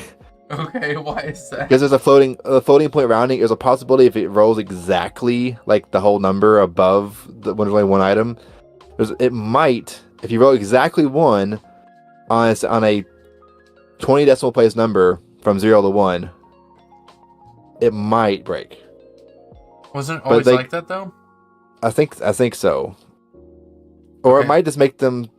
It might not. I haven't tried it. I haven't forced it to do it to see what happens but like the number is so like it's so low that it's considered impossible. Like it's statistically impossible by science standards, basically. It's funny to think though, because it rolls a number of like bazillion decimal places. Yeah.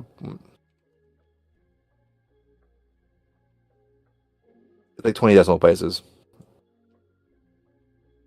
So there's whatever 1 and how many ever that is with a number of 1 of 20 zeros after it chance if that possibly happening. God damn. I think it's always been there and it hasn't happened yet. And it's like we could probably let this game run for literally 20 years and it probably wouldn't happen. I mean, you can have one line of code that's like if 1 is rolled. It could. If it ever encountered a crash, I will over the fix. It might not actually. It might just make them like not old or something. That would be weird. Is there a way for us to quickly test that? Not really. Because you can't force a number roll. Not built in.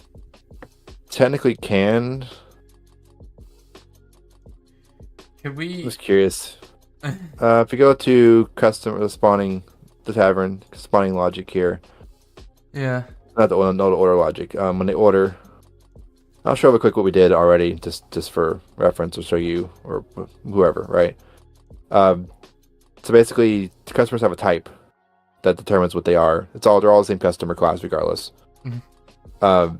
When we spawn it elsewhere, we set the type in the spawn logic in the tavern scene, which I'll go to in a second. When we set the sprite up, we actually use this, and it actually pulls the right texture based on the name. Of course, for default, it does the random thing and then does the shader to replace. So the shader actually is not running on the Viking anyway, so there's no replacement going on there, I don't think.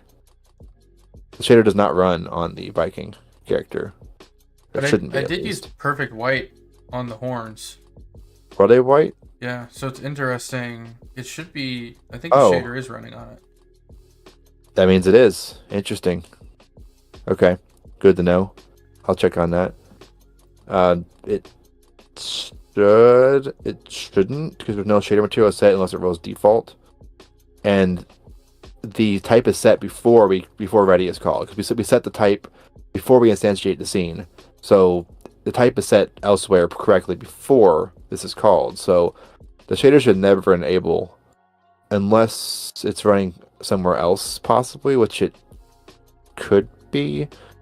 Anyways, basically when it rolls for the request, it literally this line basically just forces one item in the array, and it's just the one I say, global.meat or global.wine for these.